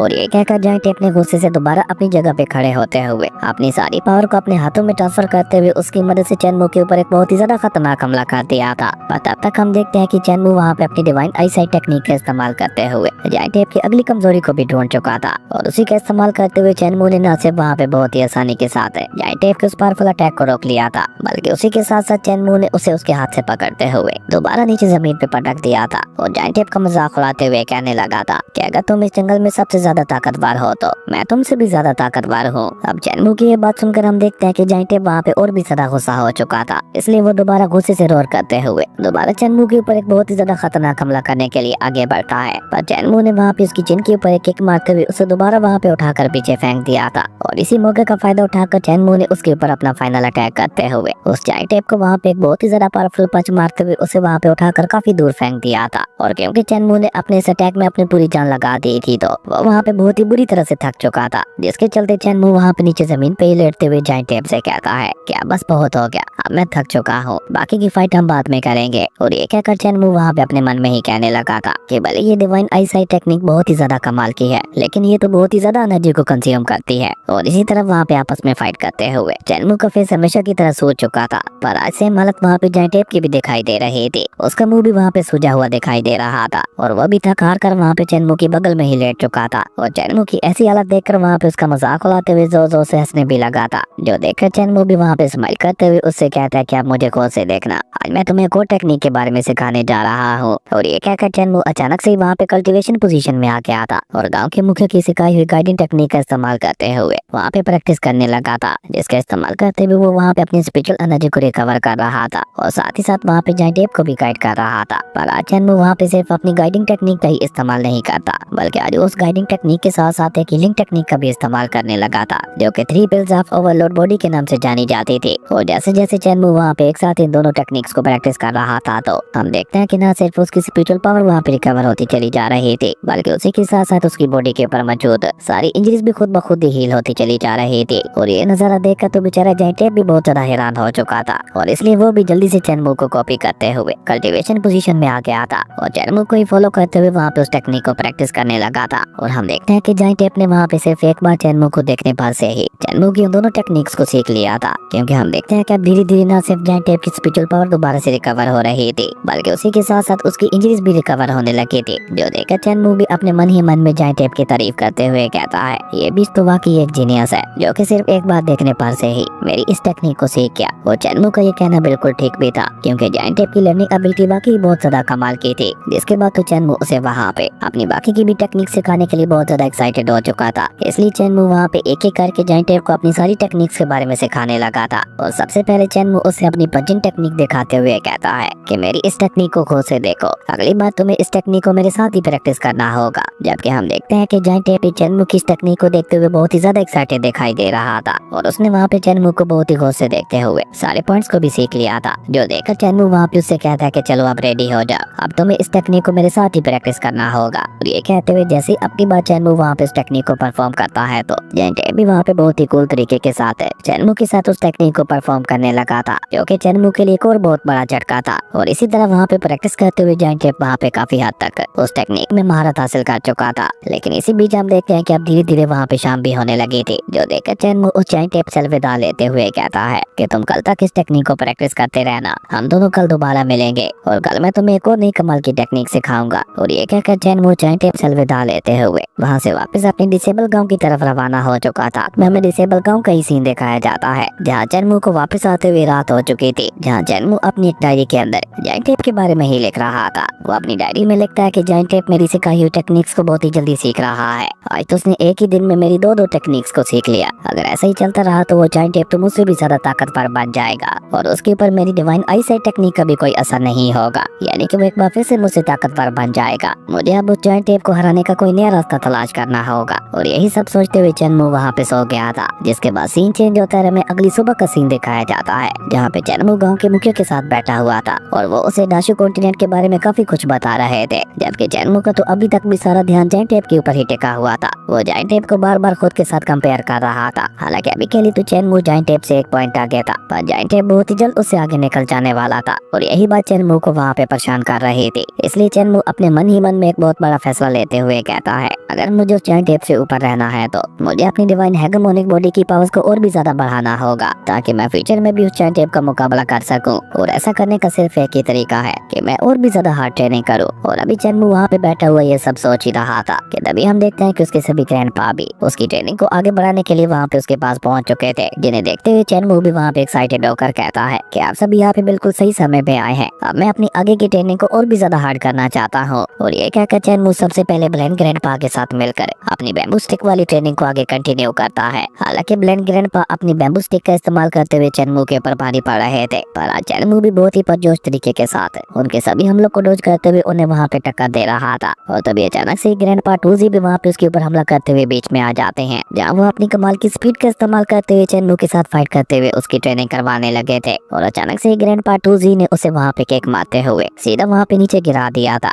जहाँ चेनमू सीधा नीचे ग्रैंडपा माँ के सामने आके गिरता है, जहाँ ग्रैंडपा माँ के साथ वो अपनी टनल फिस्ट टेक्निक की प्रैक्टिस करने लगा था। और जैसे जैसे चेनमू वहाँ पे ग्रैंडपा माँ के साथ टकरा रहा था, तो हम देखते हैं कि उनके आपस में टकराने की वजह से वहाँ पे बहुत ही ज्यादा पावरफुल थंडर एनर्जी रिलीज हो रही थी। पर हम देखते हैं कि चेनमू ग्रैंडपा माँ को भी बराबरी की टक्कर देने की कोशिश कर रहा था, पर अभी बेचारा चेनमू वहाँ पे ग्रैंडमा के साथ प्रैक्टिस कर ही रहा था। पर तभी वहाँ पे एंट्री होती है ग्रैंडपा टूजी की, जिन्होंने आते साथ ही वहाँ पे चेनमू के ऊपर कोई भी रैप ना दिखाते हुए अपने फायर डैगर का इस्तेमाल करते हुए चेनमू के ऊपर हमला करना शुरू कर दिया था। पर अब चेनमू पहले वाला कमजोर चेनमू नहीं रहा था, बल्कि अब वो ग्रैंडपा टूजी के हमलों को डोज करने के लिए अपनी बॉडी को पूरी तरह से ट्रेन कर चुका था। इसलिए हम देखते हैं कि चेनमू वहाँ पे ग्रैंडपा टूजी के इतने ज्यादा खतरनाक हमलों को भी वहाँ पे बहुत ही आसानी के साथ डोज कर रहा था। और इसी तरह अपनी ट्रेनिंग को आगे बढ़ाते हुए वो ब्लैक स्मिथ ग्रैंडपा के पास आ चुका था, जहाँ वो उसे रिफाइनिंग के मेथड सिखाते हुए चेनमू को अपनी डिवाइन आईसाइट टेक्निक इस्तेमाल करने के लिए कहते हैं, ताकि चेनमू वहाँ पे आइस एंड फायर की एनर्जी को भी अच्छी तरह से महसूस कर सके। और ब्लैक स्मिथ ग्रैंडपा के कहने पर चेनमू भी अपनी डिवाइन आईसाइट टेक्निक का इस्तेमाल करते हुए इस प्रोसेस को बहुत ही गौर से देखने लगा था, जहाँ सबसे पहले वो अपना सारा ध्यान फायर एनर्जी के ऊपर लगा देता है, जहाँ हम देखते हैं कि चेनमू उस फायर के अंदर बह रही एनर्जी को बहुत ही गौर से देख पा रहा था। लेकिन जैसे जैसे वो वहाँ पे उस फायर एनर्जी को देख रहा था, उसके ऊपर फायर एनर्जी का और प्रेशर भी बढ़ता चला जा रहा था। और अचानक से चेनमू के सामने वहाँ पे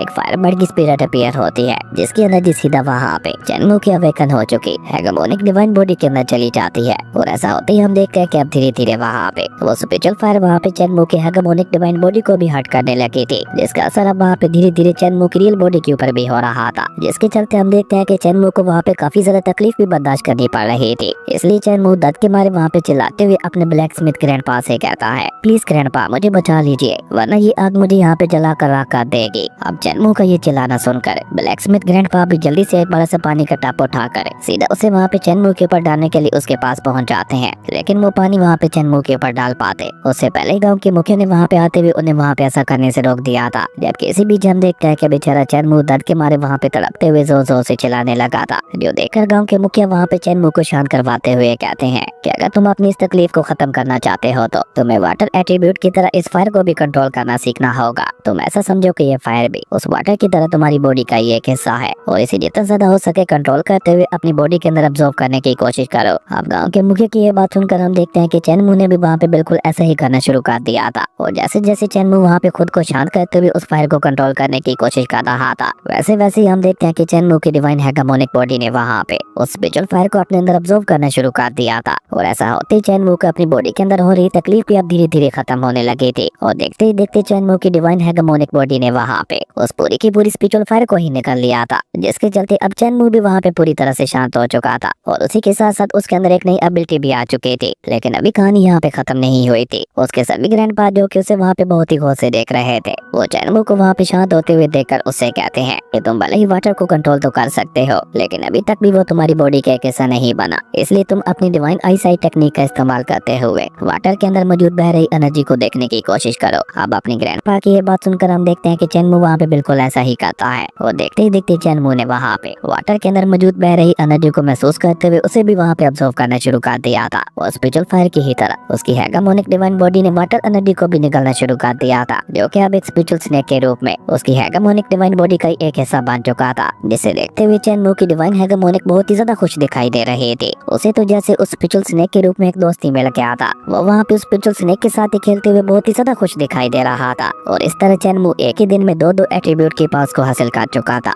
इवन अब तो चेनमू पानी की छोटी सी छोटी बूंद को भी कंट्रोल करते हुए उसे भी वहाँ पे काट सकता था। खैर ब्लैकस्मिथ ग्रैंडपा से होते हुए चेनमू अल्केमिक ग्रैंडपा के पास आ चुका था, जहाँ पे आते साथ ही चेनमू ने अल्केमिक ग्रैंडपा को अपनी दोनों एट्रीब्यूट वाली पावर्स के बारे में भी बता दिया था। चेनमू की ये बात सुनकर अल्केमिक ग्रैंडपा भी थोड़ा हैरान होकर वहाँ पे उससे सवाल करते हुए पूछते हैं कि वो सब तो ठीक है, लेकिन तुमने एक साथ दो एट्रीब्यूट की पावर्स को कैसे ऑब्जर्व कर लिया। जिस पे चेनमू वहाँ पे स्माइल करते हुए ब्लैकस्मिथ ग्रैंडपा की तरफ देखने लगा था, क्योंकि ये सारा कमाल तो उन्हीं का ही था। जबकि चेनमू को वहाँ पे इस तरह से अपनी तरफ देखते हुए पाकर ब्लैकस्मिथ ग्रैंडपा को भी वहाँ पे बहुत ज्यादा प्राउड महसूस हो रहा था। वहीं गांव के मुखिया भी स्माइल करते हुए अपने मन में कहते हैं, वैसे तो मैं डिसेबल गांव के अंदर मौजूद रहने वाले हर एक इंसान को जानता हूँ, सिवाय इस म्यूट के, क्योंकि मुझे नहीं पता ये कौन है और कहाँ से आया है और ना ही किसी को इसके ओरिजिन के बारे में कुछ पता है। हालांकि मैं तो ये भी नहीं जानता था कि इसके अंदर ऐसी कमाल की एबिलिटी है जिसके चलते इसने चेनमू को सिर्फ एक ही दिन में दो एट्रीब्यूट के पास को कंट्रोल करना सिखा दिया। हालांकि म्यूट की जीभ को काट दिया गया था और वो बोल भी नहीं सकता,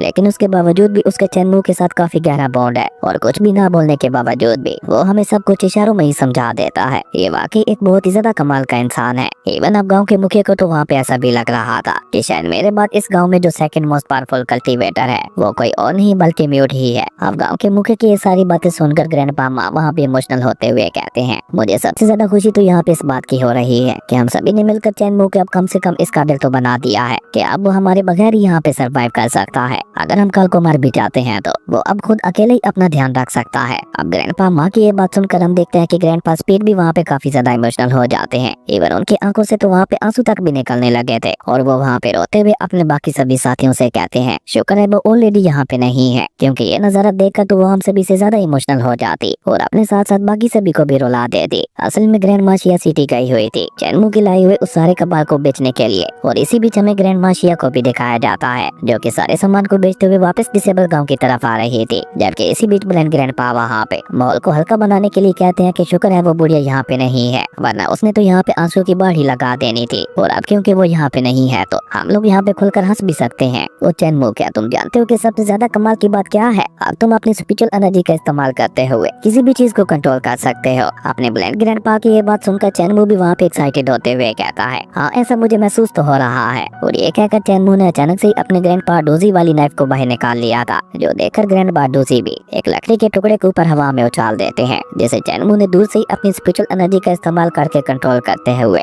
अपनी नाइफ को वहाँ पे उस लकड़ी के टुकड़े की तरफ ही थ्रो कर दिया था, जो कि एक एनर्जी बीम की तरह सीधा आगे बढ़ते हुए उस लकड़ी के टुकड़े को बीचों बीच काटते हुए सीधा वहाँ पे उस घर से भी बाहर चला गया था। और चेनमू की इस गोल्डन स्पिरिचुअल एनर्जी को देखकर तो उसके सभी ग्रैंडपा की आंखें भी वहाँ पे बाहर आने को हो चुकी थी, लेकिन उसी के साथ साथ उन सभी को वहाँ पे बहुत ही ज्यादा खुशी भी महसूस हो रही थी। और वो सभी वहाँ पे चेनमू की स्पिरिचुअल एनर्जी की तारीफ करते हुए कहने लगे थे कि तुम्हारी स्पिरिचुअल एनर्जी तो वाकई काफी ज्यादा स्ट्रॉन्ग दिखाई दे रही है, जो कि फ्यूचर में तुम्हें आगे चलकर और भी ज्यादा स्ट्रॉन्ग बना देने वाली है। और चेनमू की स्पिरिचुअल एनर्जी इतनी ज्यादा थिक थी कि वो सभी उसे वहाँ पे छू छू कर भी देख पा रहे थे। और तभी अल्केमिक ग्रैंडपा वहाँ पे चेनमू के पास आकर उसे वहाँ पे समझाते हुए कहते हैं, अभी तुम्हें अपनी स्पिरिचुअल एनर्जी को और भी अच्छी तरह से कंट्रोल करना होगा। देखो अभी तुम्हारी स्पिरिचुअल एनर्जी का सिल्क कितना ज्यादा मोटा है और जितना ज्यादा मोटा सिल्क होता है वो उतनी ही ज्यादा हमारी स्पिरिचुअल एनर्जी को कंज्यूम करता है, इसलिए तुम्हें अपनी स्पिरिचुअल एनर्जी को और भी ज्यादा रिफाइन करते हुए थिन करना होगा, ताकि अगर तुम्हारी किसी के साथ फाइट हो जाती है तो तुम अपनी स्पिरिचुअल एनर्जी का इस्तेमाल करते हुए ज्यादा देर तक उसके सामने टिके रह सको। और अपने अल्केमिक ग्रैंडपा की सारी बातों को समझते हुए चैनमू भी हमें अपना सर हिला देता है। खैर उसके बाद सीन चेंज होता है और हम गांव के मुखिया और अल्केमी ग्रैंडपा को एक साथ देखते हैं, जहां वो दोनों ही काफी ज्यादा सीरियस दिखाई दे रहे थे। और अचानक ही अल्केमी ग्रैंडपा वहाँ पे शिकायत पर इलाके में गाँव के मुखिया से कहते हैं, आज तक मैंने इस दुनिया में आपसे ज्यादा पावरफुल स्वॉर्डमैनशिप किसी की नहीं देखी। आप जैसे मान स्वॉर्ड कल्टीवेटर्स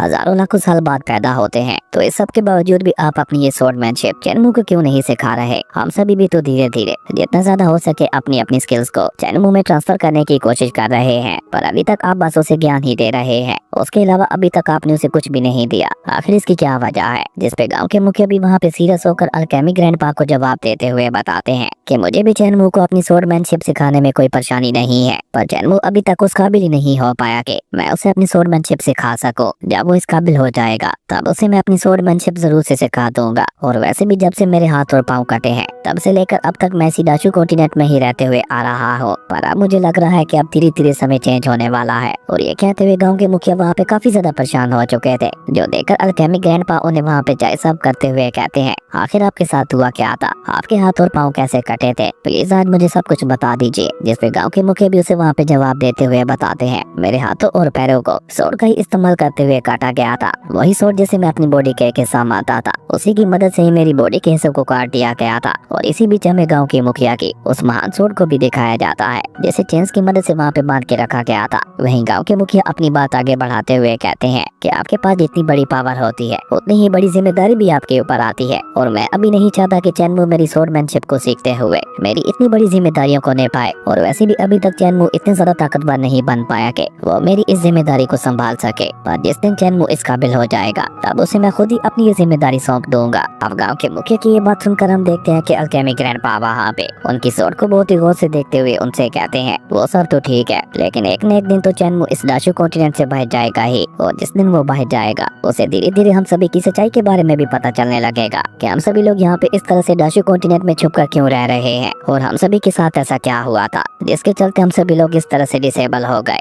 मुझे डर है कि जब चैनमू को हमारी सच्चाई के बारे में पता चलेगा तो वो किस तरह से रिएक्ट करेगा। जबकि वहीं दूसरी तरफ हम चैनमू को ही देखते हैं, जो कि अपनी स्पिरिचुअल फायर एनर्जी का इस्तेमाल करते हुए बहुत ही तेजी के साथ जंगल में भाग रहा था और उसका पीछा कर रहा था जाइंट एप। असल में वो दोनों ही आपस में रेस लगा रहे थे कि किसकी स्पीड कितनी ज्यादा तेज है, पर चैनमू तो अपनी स्पिरिचुअल फायर एनर्जी का इस्तेमाल करते हुए अपनी स्पीड को बहुत ही ज्यादा बढ़ा चुका था, जिसके चलते अब जाइंट एप भी वहाँ पे उसका मुकाबला नहीं कर पा रहा था। लेकिन क्योंकि जाइंट एप की लर्निंग एबिलिटी भी बहुत ज्यादा कमाल की थी, तो इसलिए हम देखते हैं कि जाइंट एप भी वहाँ पे बहुत ही जल्दी चैनमू की उस नई टेक्निक को भी सीख चुका था, जिसके चलते अब जाइंट एप भी वहाँ पे चैनमू की तरफ वहाँ पे बहुत ही तेजी के साथ भागने लगा था। और अब कभी चैनमू आगे होता तो कभी जाइंट एप, जो देखकर चैनमू वहाँ पे स्माइल करते हुए जाइंट एप से कहता है, बहुत अच्छे, तुम बाकी की टेक्निक की तरह इसे भी बहुत ही जल्दी सीख गए, पर अब रुकना मत, हम दोनों को यहाँ पे इसी तरह से भागते रहना है और इसी तरह से भागते हुए अपने आगे की प्रैक्टिस को भी करते रहेंगे। जिसके लिए जाइंट एप भी वहाँ पे मान गया था। जिसके बाद वो दोनों ही वहाँ पे इसी तरह से भागते हुए जंगल के काफी ज्यादा अंदर आ चुके थे, जहाँ पे काफी सारे जंगली जानवर मौजूद थे, जो कि सभी वहाँ पे बहुत ही शांति के साथ और सुकून के साथ रह रहे थे। लेकिन चैनमू वहाँ पे इतनी स्पीड के साथ गुजरता है कि उसने वहाँ पे उन सभी की शांति को भी तोड़ दिया था। इवन बेचारी एक छोटी गिलहरी जो कि पेड़ के ऊपर मजे से अपने फ्रूट खा रही थी, वो भी पेड़ से लड़खड़ाते हुए नीचे गिरने लगती है। और चैनमू के पीछे पीछे आ रहे जाइंट एप ने वहाँ पे उस गिलहरी को पकड़ते हुए उसे वहाँ पे नीचे गिरने से बचा लिया था, क्योंकि वो जंगल का गार्डियन जो था और अपने लोगों की रक्षा करना तो उसकी जिम्मेदारी ही थी। और उस गिलहरी को बचाते हुए जाइंट एप वहाँ पे बहुत ही ज्यादा खुश दिखाई दे रहा था, जबकि बेचारी उस गिलहरी ने तो डर के मारे वहाँ पे अपनी आंखें ही बंद कर ली थी। जो देखकर जाइंट एप वहाँ पे मुस्कुराते हुए उससे कहता है, लिटिल गिलहरी डरो मत,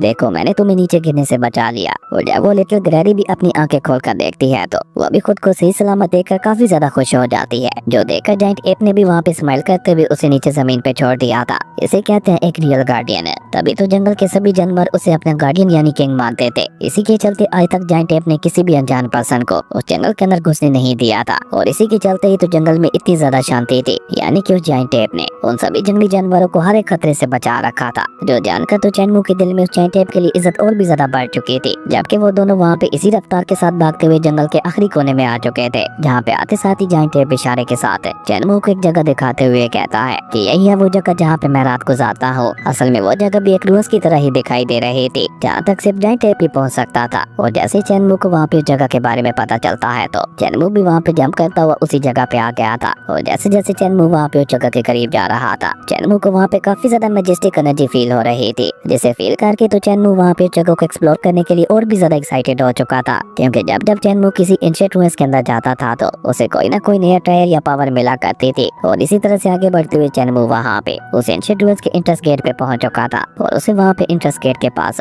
दो स्टोन स्टैचूज दिखाई देते हैं, जो कि बाकी सभी स्टोन स्टैचू से बहुत ही ज्यादा डिफरेंट दिखाई दे रहे थे। इसलिए चेनमू उन्हें वहाँ पे बहुत ही गौर से देखते हुए खुद से ही कहता है, क्या ये स्टोन स्टैचूज भी किसी गॉड का रीइंकार्नेशन है या फिर ये कुछ और ही है। और चेनमू इसके बारे में पता लगाने के लिए उस स्टोन स्टैचू को वहाँ पे छू छू कर देखने लगा था कि ये वाकई किसी गॉड का स्टोन स्टैचू है या कोई आम स्टैचू है। लेकिन जब चेनमू को वहाँ पे इस तरह से छूने से पता नहीं चलता तो वो वहाँ पे अपनी डिवाइन आई साइट को इस्तेमाल करने का डिसाइड करता है। और जैसे ही चेनमू अपनी डिवाइन आई साइट को एक्टिवेट करके उस स्टोन स्टैचू को देखता है तो उसे वहाँ पे स्टोन स्टैचू के बीच एक बहुत ही ज्यादा खतरनाक और पावरफुल बीस्ट गॉड दिखाई देने लगा था, जिसकी एनर्जी को महसूस करके तो चेनमू भी वहाँ पे बहुत ज्यादा हैरान हो गया था और उसे वहाँ पे कुछ समझ ही नहीं आ रहा था कि आखिर ये कौन से गॉड की स्पिरिट है जिसके पास अभी तक भी इतनी ज्यादा पावरफुल स्पिरिचुअल एनर्जी मौजूद है। और ऊपर से ये स्पिरिट तो उसे बहुत ही ज्यादा डिफरेंट दिखाई दे रही थी, जबकि उसके ग्रैंडपास ने तो उसे सिर्फ 4 स्पिरिट्स के बारे में बताया था। और यही सब सोचते हुए चेनमू वहाँ पे उस बीस्ट गॉड की स्पिरिट को बाकियों की 4 स्पिरिट्स के साथ कंपेयर करने लगा था। लेकिन उस बीस्ट गॉड की स्पिरिट उसे कहीं से भी बाकी की 4 स्पिरिट्स की तरह नहीं लग रही थी। और यही बात चेनमू को वहाँ पे परेशान भी कर रही थी, क्योंकि चेनमू ने आज से पहले ऐसे किसी भी बीस्ट गॉड की स्पिरिट के बारे में नहीं सुना था। और चेनमू वहाँ पे अपना ही दिमाग दौड़ाते हुए खुद से ही कहता है, कहीं ऐसा तो नहीं कि ये कोई एंशिएंट जगह हो, और ये भी हो सकता है कि एंशिएंट टाइम में यहाँ पे 4 स्पिरिट गॉड से भी ज्यादा गॉड्स पाए जाते हो और ये उन्हीं में से किसी एक गॉड की स्पिरिट हो। पर अभी चेनमू वहाँ पे खड़ा होकर ये सब सोच ही रहा था कि तभी जायंट एप अंदर से वहाँ पे चिल्लाते हुए उससे कहता है कि तुम बाहर खड़े खड़े क्या सोच रहे हो, आओ मैं तुम्हें अपने इस घर को अंदर से दिखाता हूँ। अब जायंट एप की ये बात सुनकर हम देखते हैं कि चेनमू भी उस जायंट एप के पीछे पीछे उस घर के अंदर चला गया था। और जैसे जैसे चेनमू वहाँ पे उस घर के अंदर जा रहा था, चेनमू को वहाँ पे ऐसा लग रहा था कि जरूर ये घर एंशिएंट समय में किसी का मेंशन रहा होगा। जबकि जायंट एप भी वहाँ पे एक्साइटेड होते हुए चेनमू से कहता है, क्योंकि तुम्हारा साइज बहुत ही ज्यादा छोटा है तो तुम इस जगह को और भी अच्छी तरह से एक्सप्लोर कर सकते हो। अब जायंट एप की ये बात सुनकर हम देखते हैं कि चेनमू भी वहाँ पे एक्साइटेड होते हुए उस मेंशन के अंदर आ गया था, जहाँ आते साथ ही उसे अपनी लेफ्ट वाली दीवार के ऊपर एक डिवाइन बॉडी को प्रैक्टिस करने वाला चार्ट दिखाई देता है, जिसे देखकर चेनमू वहाँ पे एक्साइटेड होकर जायंट एप से सवाल करते हुए पूछता है, और तो तुम मुझे यहाँ पे ये डिवाइन बॉडी वाली टेक्निक दिखाना चाहते थे। लेकिन चेनमू की ये बात सुनकर हम देखते हैं कि जायंट एप को तो वहाँ पे कुछ समझ ही नहीं आ रहा था कि चेनमू आखिर वहाँ पे उससे क्या कहना चाह रहा है। इसलिए वो अपना सर को जाते हुए वहाँ पे कंफ्यूज हो गया था, जो देखकर चेनमू भी वहाँ पे समझ जाता है कि जायंट एप को उस डिवाइन बॉडी टेक्निक के बारे में कुछ भी नहीं पता। इसलिए चेनमू खुद ही वहाँ पे उस दीवार को बहुत ही गौर से देखते हुए उस टेक्निक को समझने की कोशिश करने लगा था। और जैसे जैसे चेनमू उस टेक्निक को आगे बढ़ते हुए देख रहा था, चेनमू को वो टेक्निक बहुत ही ज्यादा कमाल की लग रही थी। इसलिए चेनमू जल्दी से अपनी डायरी को बाहर निकालते हुए उसे वहाँ पे नोट करने लगा था, ताकि वो वापस अपने गाँव जाकर उस टेक्निक को समझते हुए उसे प्रैक्टिस कर सके। और उस टेक्निक को नोट करने के बाद चेनमू वहाँ पे आगे बढ़ गया था, जहाँ पे उसे एक पल के लिए डार्क एनर्जी का भी एहसास होता है, जिसे महसूस करके चेनमू वहाँ पे हैरान होते हुए कहता है कि मैंने ये कभी नहीं सोचा था ये जगह इतनी ज्यादा मिस्टीरियस निकलेगी। आखिर ये किस तरह की अजीब सी जगह है। जबकि जैसे जैसे चेनमू वहाँ पे आगे बढ़ रहा था, उसे वहाँ पे और भी काफी ज्यादा टेक्निक्स देखने को मिल रही थी, जिन्हें चेनमू भी एक एक करके अपनी डायरी में नोट करता जा रहा था, क्योंकि चेनमू को वो सभी की सभी टेक्निक्स बहुत ही ज्यादा खास लग रही थी। हालांकि उनमें से काफी सारी टेक्निक्स तो इनकम्प्लीट थी, पर उन्हें देखते हुए चेनमू वहाँ पे इतना तो समझ चुका था कि ये कोई आम टेक्निक्स नहीं है, और अगर चेनमू कुछ करके उन्हें सीख लेता है तो चेनमू की पास बहुत ही ज्यादा बढ़ सकती थी। इसलिए चेनमू अपने मन ही मन में फैसला लेते हुए कहता है कि चाहे कुछ भी हो जाए, लेकिन वो इन एंशिएंट टेक्निक्स को सीख के रहेगा। पर अभी चेनमू वहाँ पे ये सब सोच ही रहा था कि तभी अचानक से उसे वहाँ पे एक अजीब सी आवाज सुनाई देती है, जिसका पीछा करते हुए जब चेनमू वहाँ पे उस जगह पे पहुँचता है तो अचानक से उस जगह से काफी सारे बैट्स निकल कर बाहर आते हैं, जिन्होंने एक पल के लिए तो चेनमू को भी वहाँ पे डरा दिया था। पर इसके बाद ही हम देखते हैं कि अचानक से ही वहाँ का पूरा माहौल बहुत ही ज्यादा चेंज होने लगता है। वहाँ पे रखी हुई मोमबत्तियां खुद ब खुद ही वहाँ पे जलने लगी थी, और बाहर आसमान में भी बहुत ही अजीब तरीके के साथ काले बादल छाने लगे थे, जिसके चलते वहाँ पे काफी ज्यादा अंधेरा हो चुका था, जो देखकर चेनमू ने भी वहाँ पे एक मशाल को जला लिया था। और मशाल को जलाने के बाद बॉस ही सामने वाली दीवार को बहुत ही गौर से देखने लगा था, जहाँ पे उस दीवार के ऊपर एंशिएंट लैंग्वेज में कुछ लिखा हुआ था, और वो लैंग्वेज उसे डेफ ग्रैंडपा ने पहले से ही सिखा रखी थी। इसलिए चेनमू वहाँ पे बहुत ही आसानी के साथ उन सभी शब्दों को पढ़ पा रहा था। और जब चेनमू वहाँ पे उन वर्ड्स को गौर से पढ़ता है तो उसे पता चलता है कि असल में तो इस दीवार के ऊपर दाशु कॉन्टिनेंट का ही नक्शा बनाया गया था, लेकिन उसे दाशु कॉन्टिनेंट के नक्शे में अपना डिसेबल विलेज कहीं भी दिखाई नहीं दे रहा था, जिसे ढूंढने के लिए चेनमू जायंट एप को उसे वहाँ पे ऊपर उठाने के लिए कहता है। और जब वो जायंट एप चेनमू को ऊपर उठाता है तो चेनमू को दाशु कॉन्टिनेंट के ऊपर एक ड्रैगन किंग दिखाई देता है, जिसे योंगजियान किंग के नाम से भी जाना जाता था। और उसी के साथ साथ वहाँ पे उस नक्शे के ऊपर एक और जगह पे CI ड्रैगन किंग के बारे में भी लिखा गया था, जिनके बारे में आज तक चेनमू ने कभी भी नहीं सुना था। इसलिए वो वहाँ पे सोचते हुए खुद से ही कहता है ये ड्रैगन किंग्स कौन है और आज तक मेरे सभी ग्रैंड पास ने वाला मुझे इस सब के बारे में क्यों नहीं बताया। और ऊपर से चेनमू उस नक्शे को देखकर हैरान होते हुए कहता है और जहाँ पे ये ड्रैगन बनाया गया है ये तो वही जगह है जहाँ पे मेरी ग्रैंड माशिया सामान बेचने के लिए जाती हैं, लेकिन आज तक मैंने तो डाशू कॉन्टिनेंट के अंदर किसी भी ड्रैगन टेम्पल को नहीं देखा। चेनमू की ये बात सुनकर जायंट एप भी वहाँ पे कंफ्यूज होते हुए कहता है वैसे तो मैं भी पूरा डाशू कॉन्टिनेंट घूम चुका हूँ और आज तक मैंने भी यहाँ पे किसी ड्रैगन टेम्पल को नहीं देखा।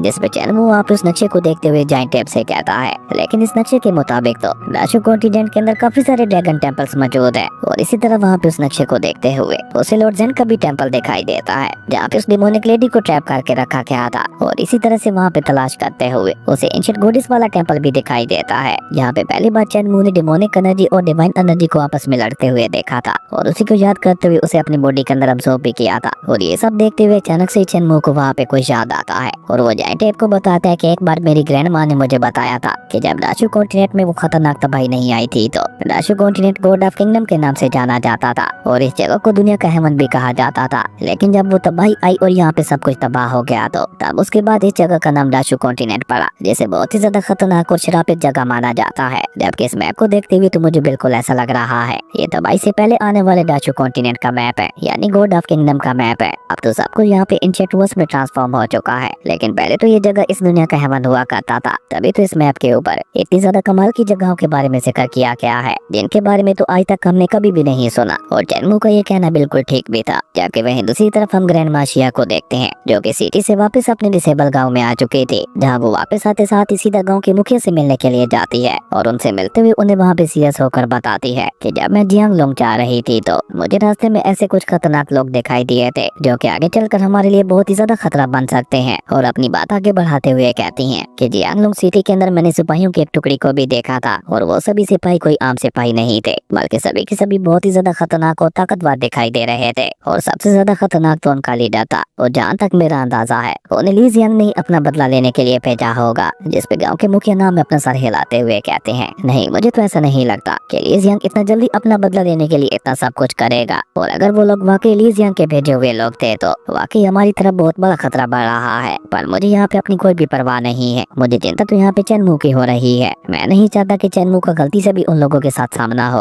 अब गाँव के मुखिया की ये बात सुनकर अल्केमी ग्रैंडपा वहाँ पे उनसे कहते हैं आप चिंता मत कीजिए, चेनमू की जायंट एप के साथ बहुत ही अच्छी दोस्ती हो चुकी है और वो उस जायंट एप के साथ प्रैक्टिस करते हुए यहाँ से बहुत ही दूर निकल चुका है, जिसके चलते मुझे नहीं लगता कि आज रात वो वापस आ पाएगा। अब अल्केमी ग्रैंडपा की ये बात सुनकर ग्रैंड माशिया वहाँ पे एक डेविल स्माइल करते हुए कहती हैं ये तो बहुत ही अच्छी बात है, जब तक चेनमू वापस नहीं आ जाता तब तक हम लोग यहाँ पे बहुत ही आसानी के साथ उन लोगों को खत्म कर सकते हैं। और ये कहते हुए हम देखते हैं कि अचानक से ग्रैंड माशिया ने अपना डेडली और अभी वहाँ पे रिलीज करना शुरू कर दिया था, जिसके साथ ही हमारा ये कमाल का एपिसोड यहीं पे खत्म हो गया था। दोस्तों अगर आपको ये वीडियो अच्छी लगी तो लाइक कर दें और अगर चैनल पे नए आए हो तो सब्सक्राइब करते जाना। तो मिलते हैं एक न्यू वीडियो में, तब तक के लिए बाय।